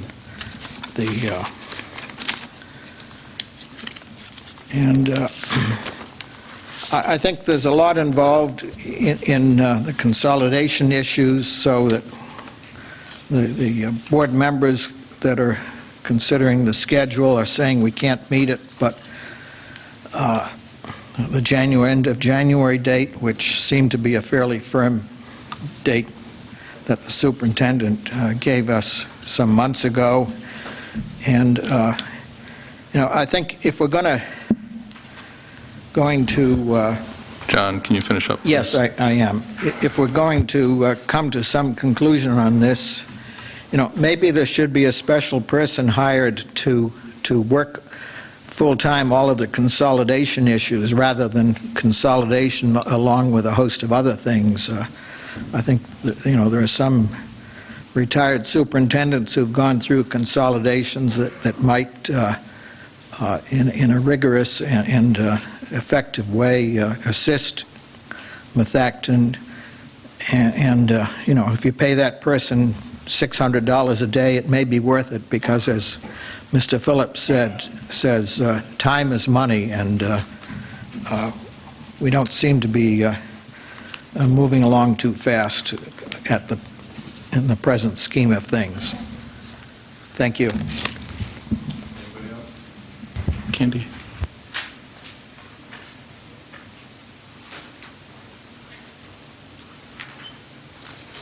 I have a number of questions, but let me start off by saying I have a very thick skin, but when I hear people sit behind me and make vile, disgusting comments about another member of the public, I'm going to stand up and say something. And I will do it whoever is standing up in the middle of the room. And I've only made one apology when it came to the last meeting. I will make no more apologies, because that should have never been allowed to happen in that room. You want to speak out, but you don't call somebody a vile, disgusting name and not think anybody can hear you. So with that being said, I have a couple questions. For the SRO update, are the company's employees trained in law enforcement or have experience in law enforcement? As part of the RFI, we listed what the minimum requirements were for that. Minimally, they have to have an Act 120 certification, which is municipal police training that is required by current officers in Pennsylvania. Yeah, because I was just curious, because I know years ago we had security guards that were here, and if we're going to replace police officers, I'd like to see people come in who have law enforcement experience or maybe military police experience and know the laws. That was all spelled out in the RFI, and it's posted on our website. Okay, thank you. My next question, we get to full-day kindergarten. It was stated there was 13 other school districts that have full-day kindergarten. I'm just curious what their tax base is, their business tax base, because I know PW has full-day kindergarten, and if we look at the school district and we look at their business taxes, we don't have that in a school district. If they have it in, let's say, Upper Marion or North Penn or even Springford, they have a very large business tax base, which takes some of the burden off the property owners. So I think you need to really look at the cost for full-day kindergarten, because you're going to look at the cost for this, you're looking at the facilities report, and you're also looking at a teacher's contract. You're going to come back and tell us, the community that have no children in this school district, to foot the bill for all this. And this, and I know for a fact, will be a financial burden on the taxpayers in this school district. And we'll be told, well, we'll have to pay for it. No, we won't have to, since we are the majority in this school district.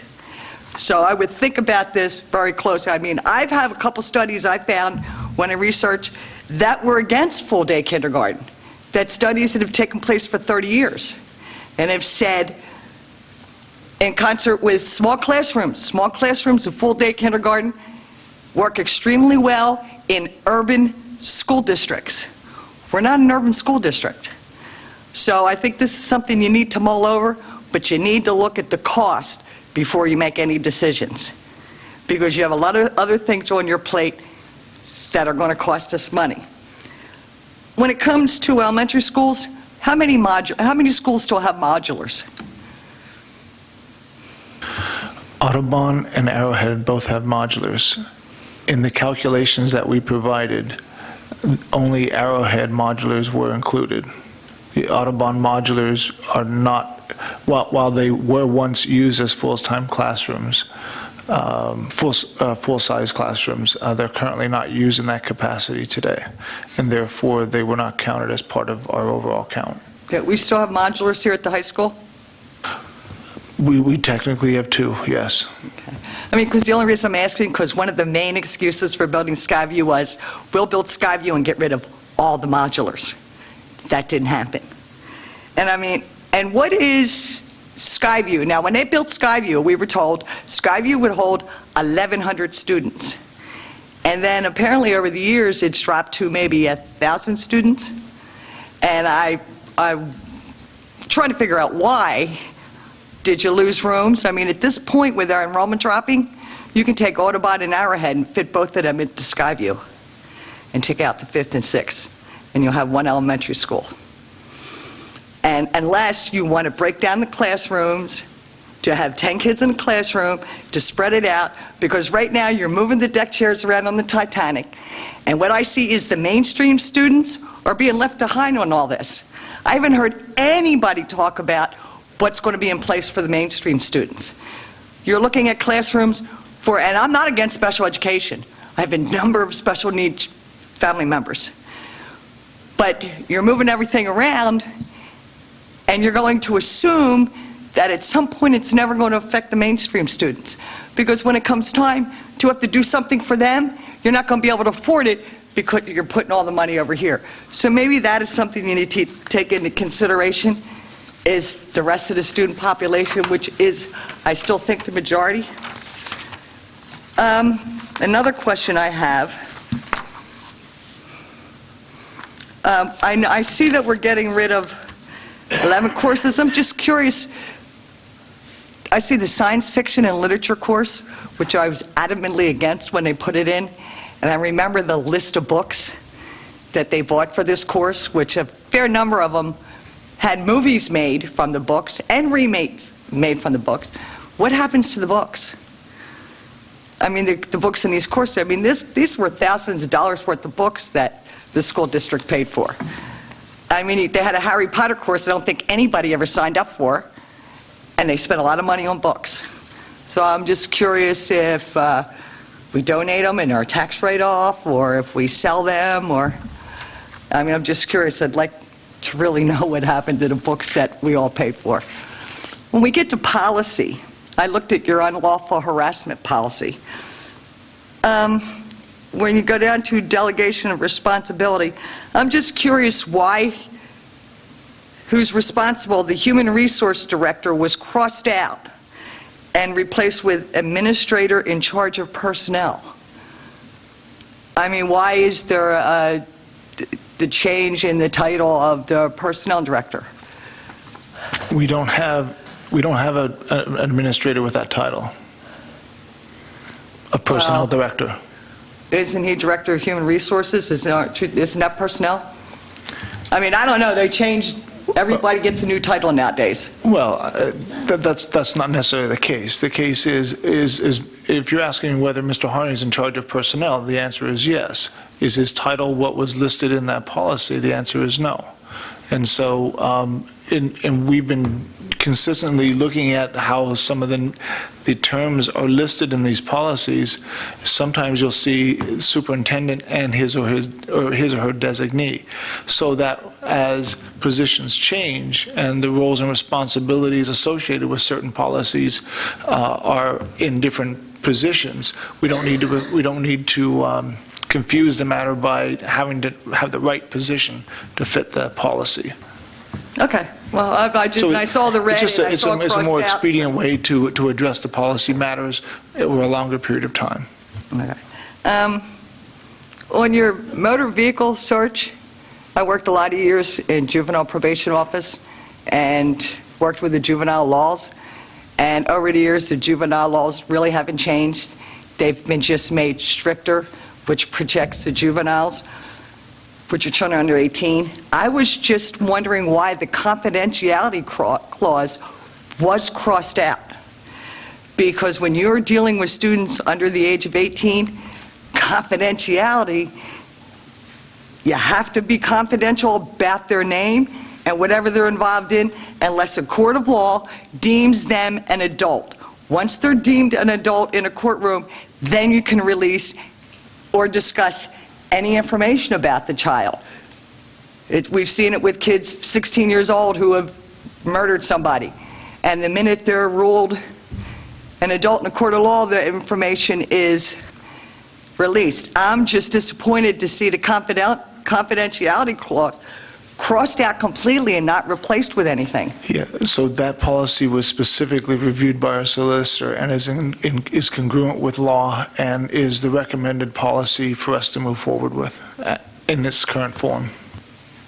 Then maybe Mr. Bartle needs to explain that next week, because I think a lot of parents would have a really big problem seeing that their children don't have any confidentiality. Confidentiality is, for all students, is associated with other laws and regulations that the district continually is under. So when we have FERPA, we have all sorts of different rules associated with that. Candy, can you finish up, please? Yes. Thank you. Well, it's been a long meeting, and you gave us a lot of things to question. And as far as, your January timeline, you put a timeline in place, but you have no meeting scheduled from December 6th on, and from what I can see next year's calendar, the earliest meeting date would be January the 17th. So I think you should just forego your timeline, because if you're going to keep a January timeline, you should be scheduling 2 school board meetings in December, because the school district is still open. And the surrounding school districts all have 2 school board meetings in the month of December. Thank you. Anybody else? Okay, may I have a motion to adjourn the meeting? Second? All those in favor? Thank you, everybody.